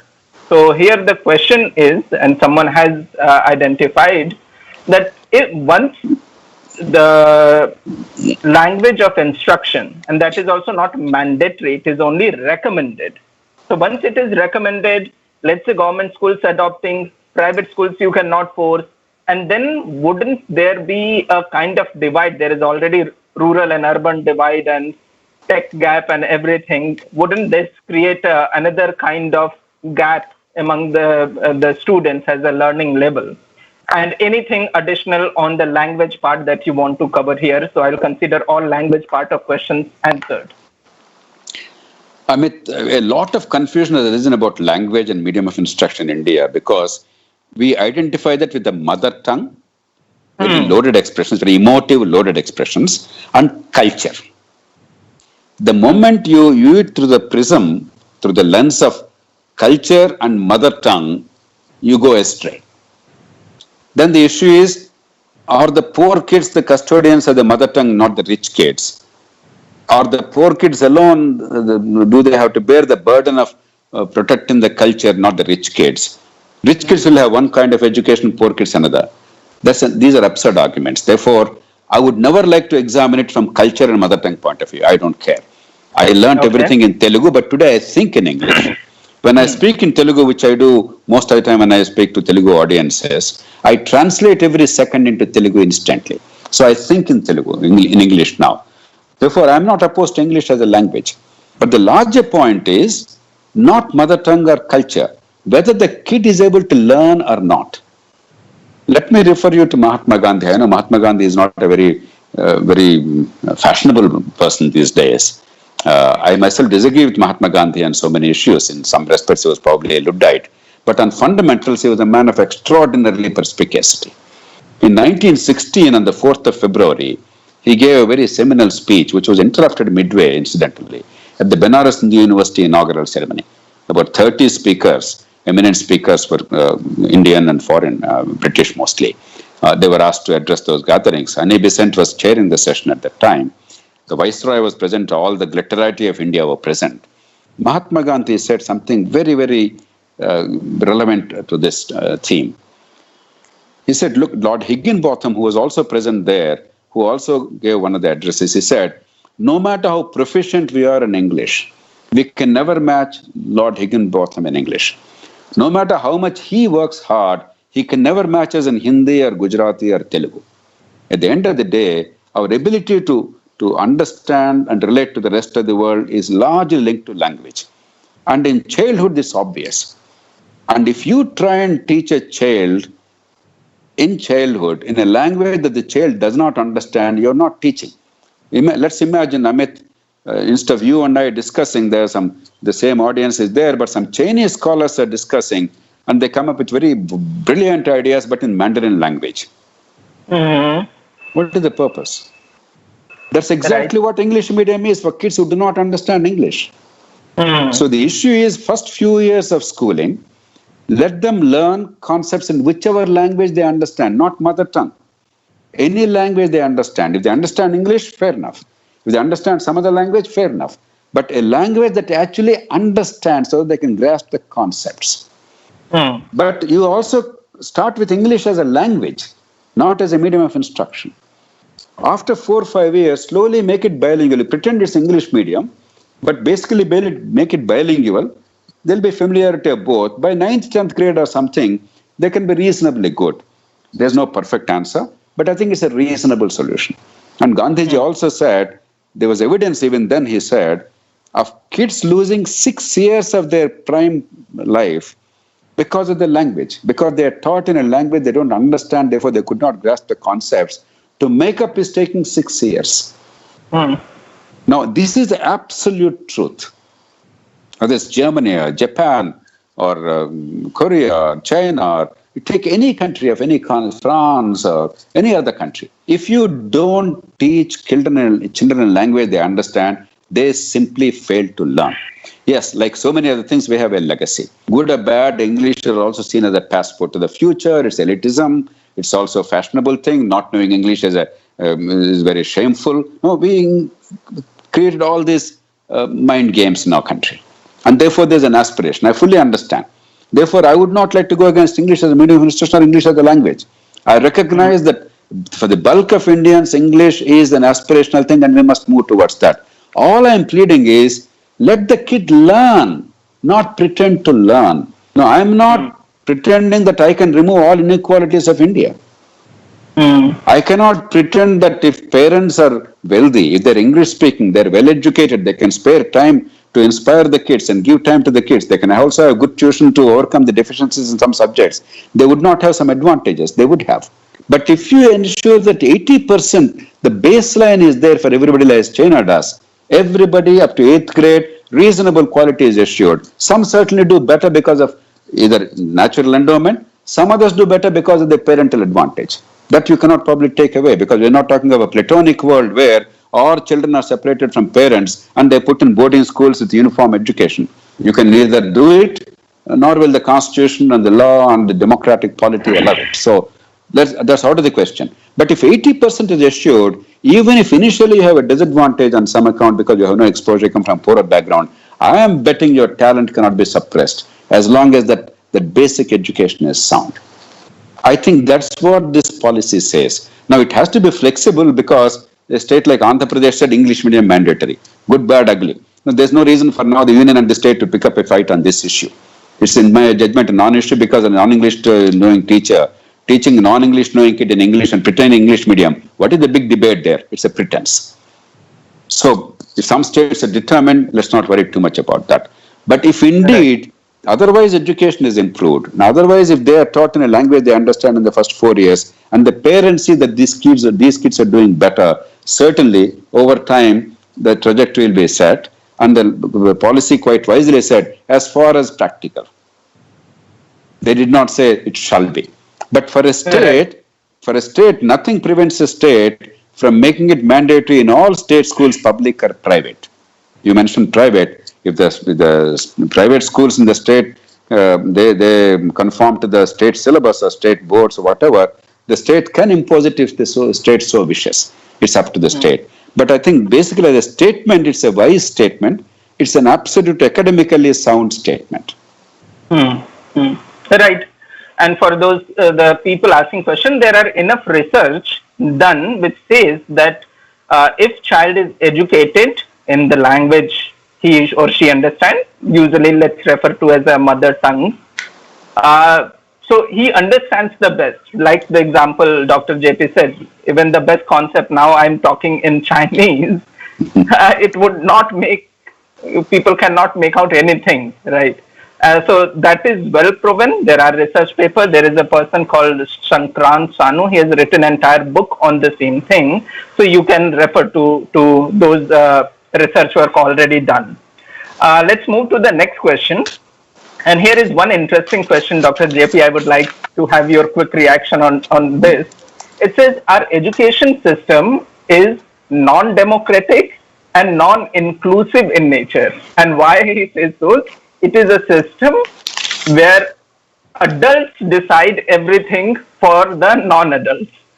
So how would you react to this question? Which means students are not being consulted. When I heard the first part of the question, I thought because inequalities in society is non-democratic, non-egalitarian, it's right.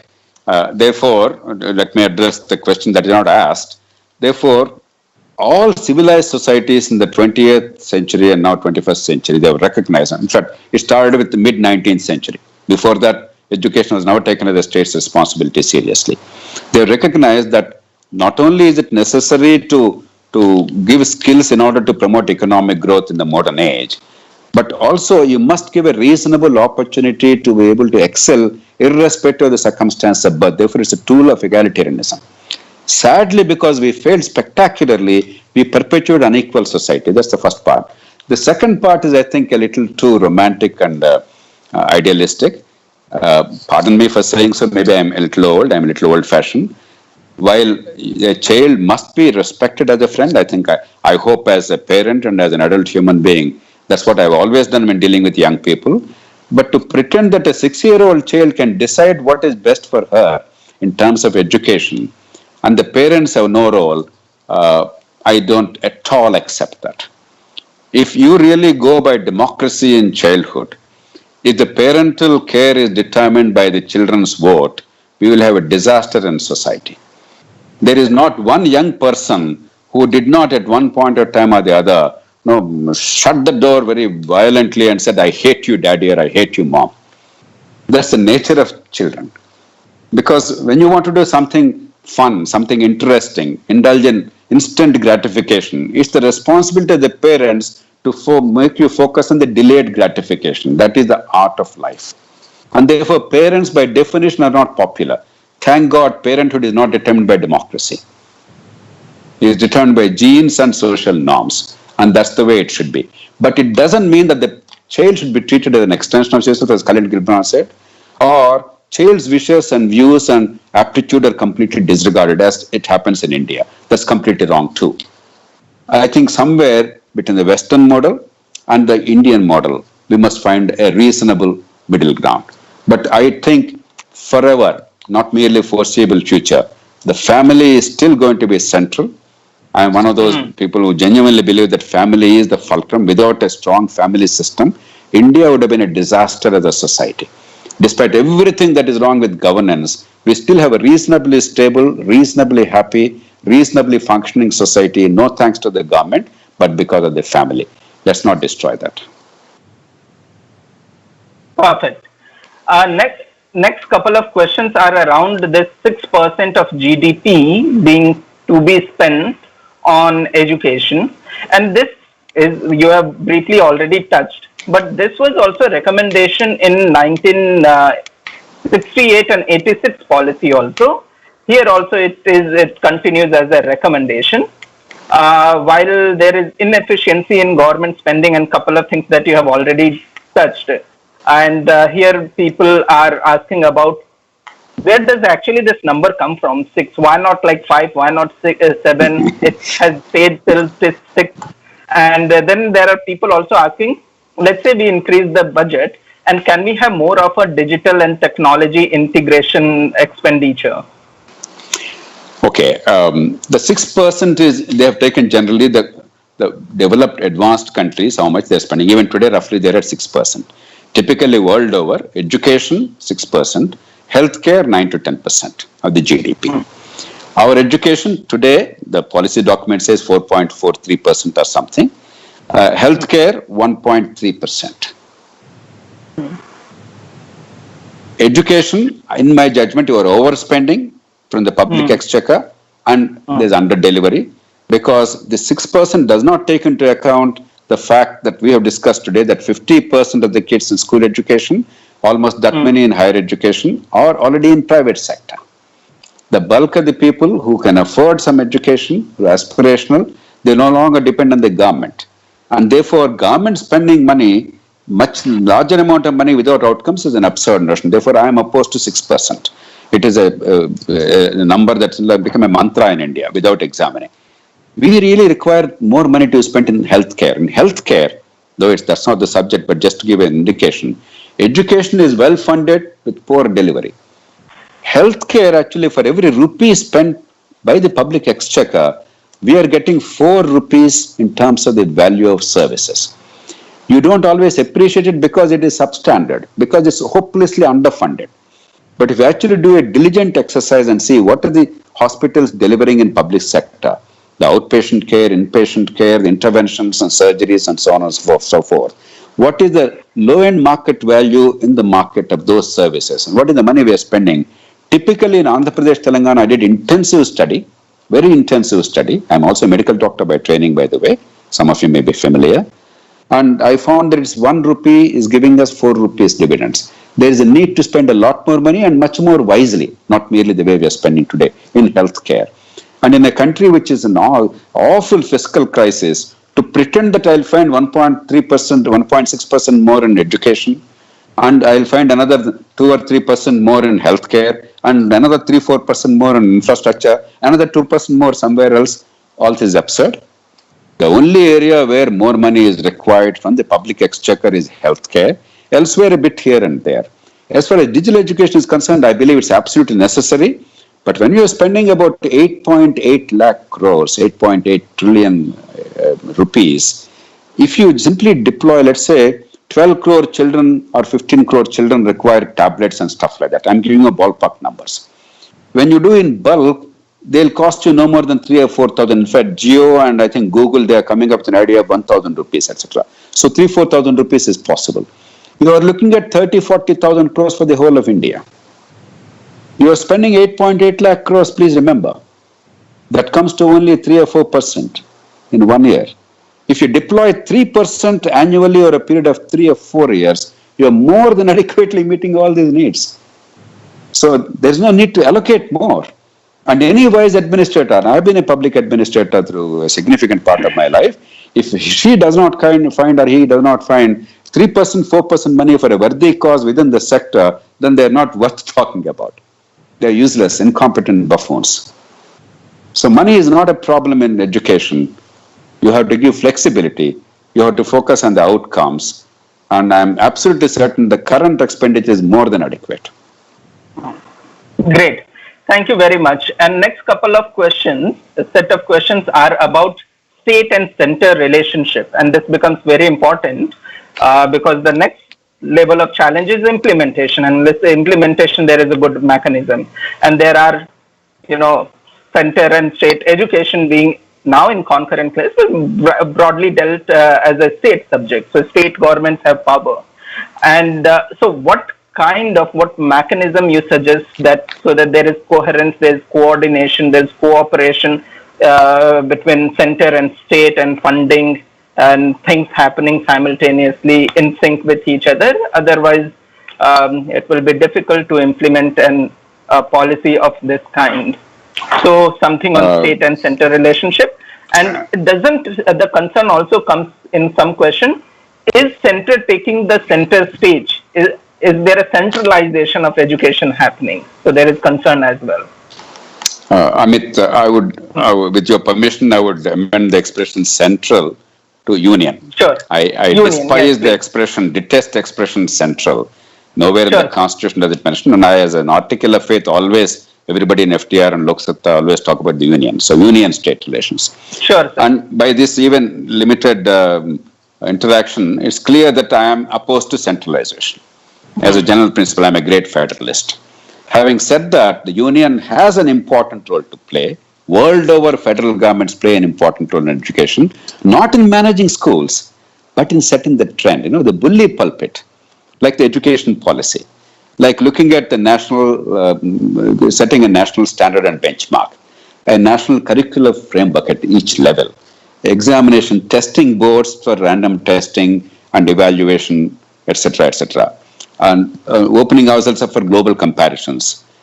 And key stages, let's say, before university, a national level examination like ACT or SAT, etc., other examinations in the other countries, so that there's a national approach rather than a parochial approach in university education.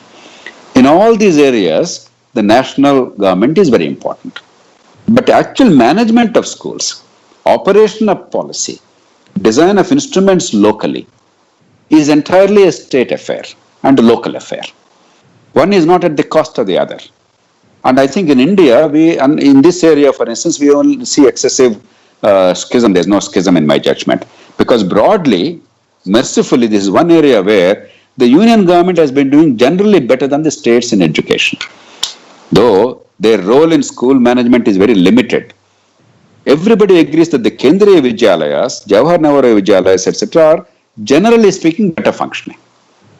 So therefore, setting those benchmarks, establishing those standards, and generally we trust NCERT or bodies like that or CBSE to look at the curricular framework and other things and move a little. They also have serious flaws, we understand. But such as it is, they tend to set the standard and they tend to lead the way. And if the policy is led by these agencies, these professional agencies, not political, but professional, expert agencies, bodies, then the country will automatically follow suit. The states will follow suit. That's our experience. No state seriously said, because CBSE said so, NCERT said so, we reject it. I have never heard anything like that anywhere in India. Therefore, union has a role, but actual management ultimately and ownership is at the state level. Most of the expenditure is by the states, notwithstanding Sarva Shiksha Abhiyan, Samagra Shiksha Abhiyan, 90% expenditure in education is by the states, maybe even 95%. Is by the states. Even healthcare, about 80% is by the states, public expenditure. So ultimately, ownership is that of the states, but this is an area where states don't see this as centralization. For political reasons, somebody may say something casually, but on the whole, academic community, the serious observers of educational policy in the country, the parents and the teachers, and the state governments have generally not taken a view that this is a centralizing feature. Therefore, I think the way things are happening is they're quite right. And this policy is not trying to impose, unlike the foolish Right to Education Act, which is very rigid, which imposed on the states. Here, the policy is generally setting a direction without directing, without controlling. It's flexible. I think that's the right approach. Okay, great. We already are at 7:26, so let me know whenever you want me to stop. Otherwise, I can continue. I leave it to you. I don't know how many audience still have the patience. So if a few minutes this way, that way I'm willing to give, no problem. Okay. So I'll continue to take questions. There are some important ones and some good ones. One important question is on this new education, bringing more focus on early childhood education. Which was in some sense missing part in the public education system. So number one, any comment, opinion that you have on this new addition? And then the part of the question is that this, at the moment, Anganwadi, through which early childhood, not education, what is called ICDS, Integrated Child Development Scheme and all, through Anganwadi this is being done. Now, once it will, how do you see that? It will be incorporated with MHRD, which is now being called Education Ministry. So now it will be incorporated, how it will work, are they trained? There is a provision in NEP of a 6-month crash course for all Anganwadi Karyakartas on education. So how do you see that as a provision? Amit, I'm not really unduly bothered about whether Ministry of Women and Child Welfare or Ministry of Education, they handle it. That's their problem. From the citizen's point of view, what appears to be the case is, as you said, Anganwadis progressively be converted into preschools. The Anganwadi teachers or Anganwadi workers who are 12th grade qualification will be given a 6-month training. Under 12th grade will be given 1-year training. That's what the policy envisages. It will take time. It's an aspirational thing. I honestly, I'm not an expert on early childhood. I'm not an expert on education at all. Pedagogic part of it, policy part of it, probably all of us paid attention. If I'm asked to teach a 5th grade kid, I don't even know how to go about it. If I am asked to teach a 2nd grade kid, I think I'll be even more at bay. Maybe 10th and 12th grade, I'll be a little better because we don't know how to deal with children. So I'm not an expert. But world over, I think the opinion is not uniform. It's divided. There are people who say that until 6 years of age, don't bother them, let them be free. There are people who say if you give them 3 years of stress-free, but some kind of an educational environment that will flower their mind better. And that's the position that this policy document has taken. But in any case, I see it as aspirational. There will be some funding for training, etc. And in the cluster, Anganwadis also will be monitored and supervised, I presume, by whoever is going to manage the cluster and supervise the cluster schools. That means there's an integrated approach from preschool to high school, including what we call intermediate or +2 in states like Andhra Pradesh, Telangana, which is a good thing. But I don't expect any dramatic results overnight, because even very wealthy countries like the United States, to the best of my understanding, I may be wrong, they haven't yet been able to go full scale into preschool education. Even in those countries, maybe Scandinavia is different, but even in a country like the US, much of it is aspirational even today. Therefore, for us to be able to really see this happening in a few years' time is a little too much, but I have no serious quarrel as long as people who understand early child education and the child psychology better, they design it and operationalize it. I have no quarrel with that.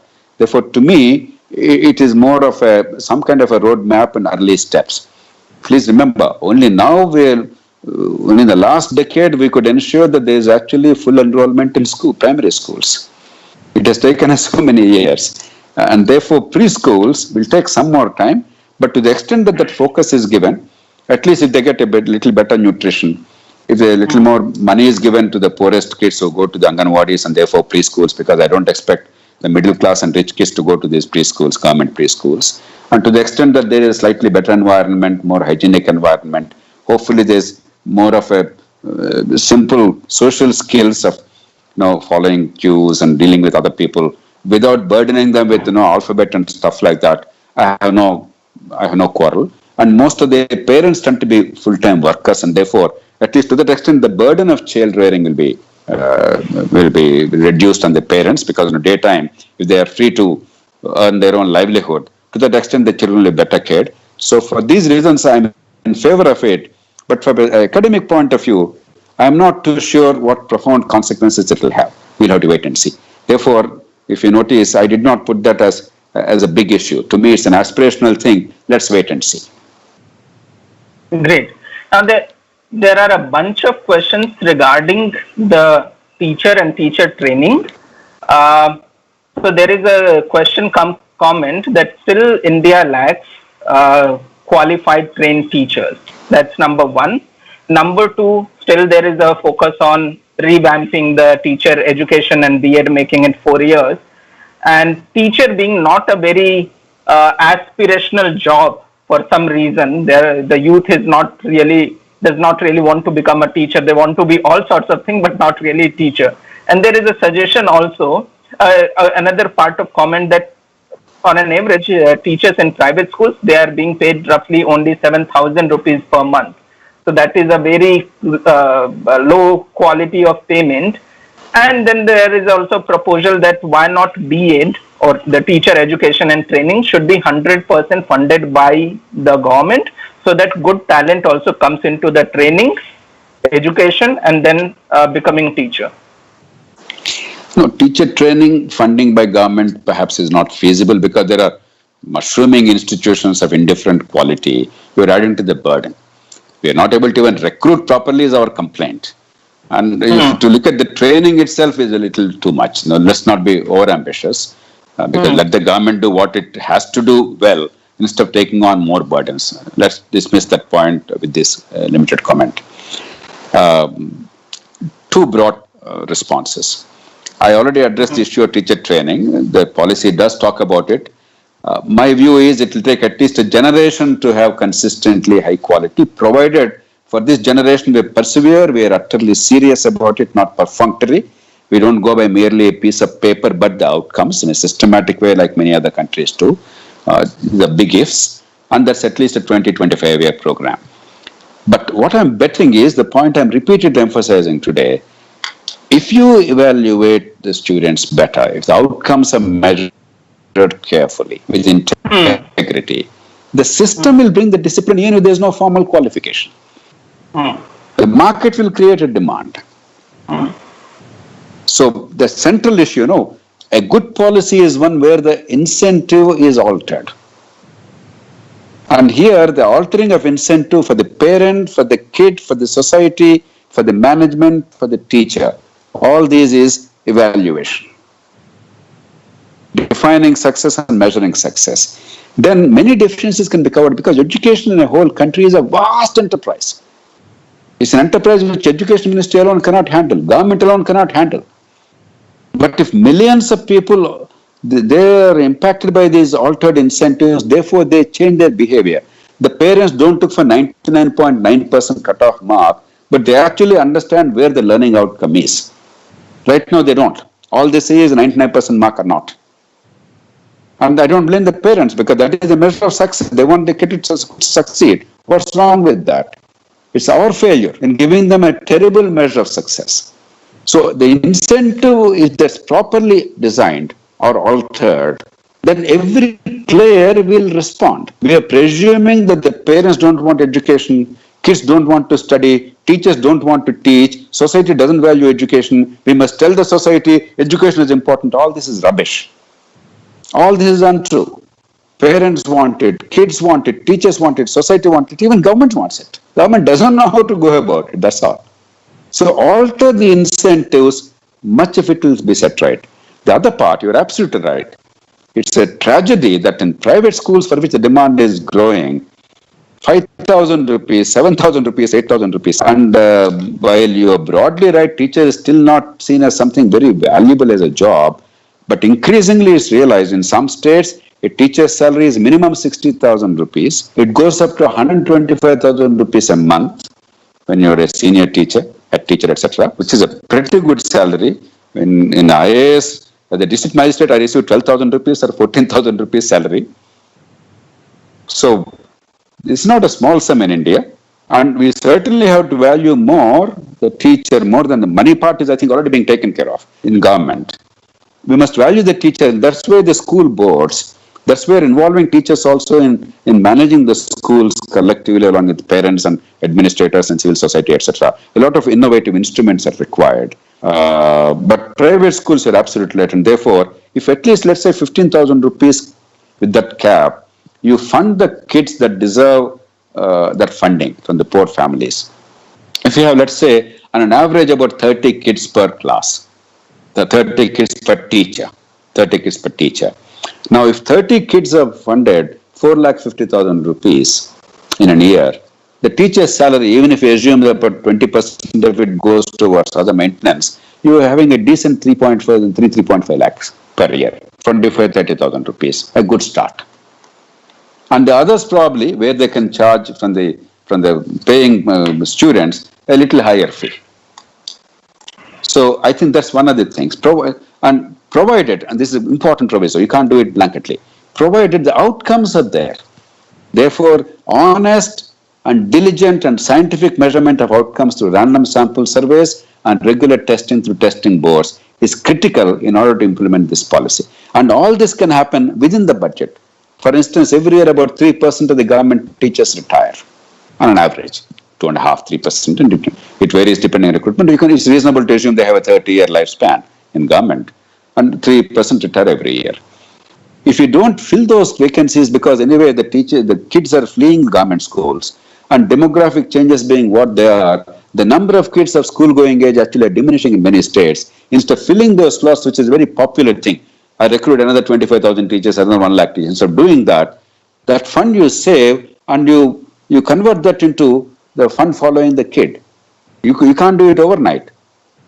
And when I did that calculation for Andhra Pradesh, Telangana, I found that every year you can start funding about 5 lakh children annually. In about 3-4 years, suddenly you can fund 15 lakh children cumulatively. Because every year 3% are retiring. So there are innovative tools within the budget. And the policy and the implementation subsequently and the amendments to the Right to Education Act, and that's where we must focus. Don't worry too much about nitpicking, but the specific amendments to right to, because ultimately Act is more powerful than the policy, remember. Act has to be implemented. So all the stupidities of the RTA must be amended, and that flexibility must be there in the law itself. And if the states they understand, if we push them, they can go in this direction. It will address the recruitment of the private sector teachers, the quality, the remuneration, and of course the quality of outcomes. So the policy gives space. We must find ways, those anecdotes, those avenues to bring about change. Don't expect a dramatic flourish. Government saying that we have done everything bad. Now radically we're changing everything. That should be a bombastic statement which will not go anywhere. That's not the way governments change. Large organisms, large organizations cannot change like that even if they wish to. Right. I take the last two questions from this public comment. One is maybe he's interested because you come from civil services background.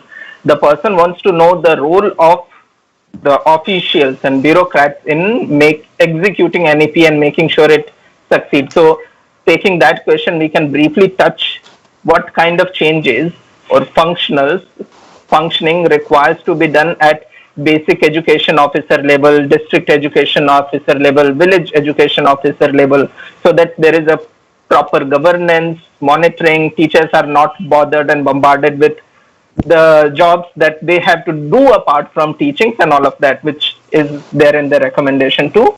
And the one question is, someone asking from private schools perspective, should they not be given or treated like MSMEs? So like micro, small enterprises, we have a different policy. Can't those be treated under those? So these are the two final questions I'm taking from the public, from the audience. Okay. To my mind, the two things that will help in terms of management and accountability are the local school boards. Local being defined as roughly about 500,000 to 1 million population. And that means roughly out of the 240 million children of India at all levels from primary school to 12th grade, if you assume, it may not be accurate, but if you assume that there is equitably distributed the student population across the country and across the demographies in various parts, urban, rural, etc., then it's reasonable to assume that 24 crore out of 140 crores, 138 crores is our population today. It's coming to about 15-16% of the population. So in a 5 lakh to 10 lakh population, we'll have about 75,000 to 150,000 students. I think that's a reasonable number. And the number of schools, as far as practicable, must be limited. And because immediately we cannot do that, at least the clusters must be limited. If you do that, you probably will have, in each cluster, in my judgment, you should have something like 3,000 or 4,000 kids. That's the way the cluster should be designed. That means about 40-50 clusters are coming to each district, each school board. If that is done, designed well, and if that school boards are managed by partly local governments, partly the state officials, partly the civil society, credible civil society, parents representatives, teachers representatives. If these 5 classes are there in a very sensible way and designed in a manner that is not partisan political affair, but it's easier said than done. But if we have the will, we can do it. Then I think a lot of accountability will be there. The second level of accountability should be at the district level by the local government or city level by the local government. Trust me, if the local governments have complete ownership of the schools, they will actually deliver. One of the tragic things that happened in several states, like Andhra Pradesh, Andhra Pradesh, I can tell you categorically, sometime in the late 60s, a chief minister, out of a sense of populism to please the organized sector, he provincialized the services of teachers. Suddenly, salaries are paid directly by the state rather than by local government. Until that time, local government took education as a mission. The quality of education, even in those poor days, with no resources, was incredible. And the kind of participation of the society, the elected leadership, and the community involving itself, and in a poor society, funding the schools. In those days, they were spending 25 rupees per acre. In 1960, 25 rupees per acre is equivalent to about 2 or 3 paddy bags. That is about 5,000 rupees an acre today. The community was spending for their schools to build the school. And that we destroyed. And accountability is completely lost. So the second level should be at the local level. Anything else is a disaster. The state should only be involved in textbooks to the extent they're required, syllabus, curriculum framework, examination and evaluation, overall guidance, infrastructure and resources and monitoring, not day-to-day control at all. That is the best way to go about it, in my view. Great. Thank you. And one final question from my side. I think it will not be fair if we don't talk about this white elephant in the room while we are closing this discussion on new education policy, which is the Right to Education Act. As you already have pointed out, that it happened to be a nightmare, though very well intention created with all the great enthusiasm and good intention. So the NEP has recommended review of it, but has not said anything beyond it. At the same time, we also see that RTE, the nature and scope, is going to be expanded from 6 to 14 years of age to, let's say, 3 to 18 years now. In that sense, because you are having your administrative background, you are also able to anticipate the policy and government and changes. How do you see the RTE being reformed or reinstalled, or what is going to happen with this? No, many of us over the past 6 years have suggested specific amendments to the RTE. Whatever is now in the policy, we anticipated this, we argued for this, and then talked about specific sections. I myself have a list of all the changes required. It's a pity that 6 years are already wasted by this government after NDA came to power. That should have been the first thing that the government should have taken up and then completed. It was a very unwise thing.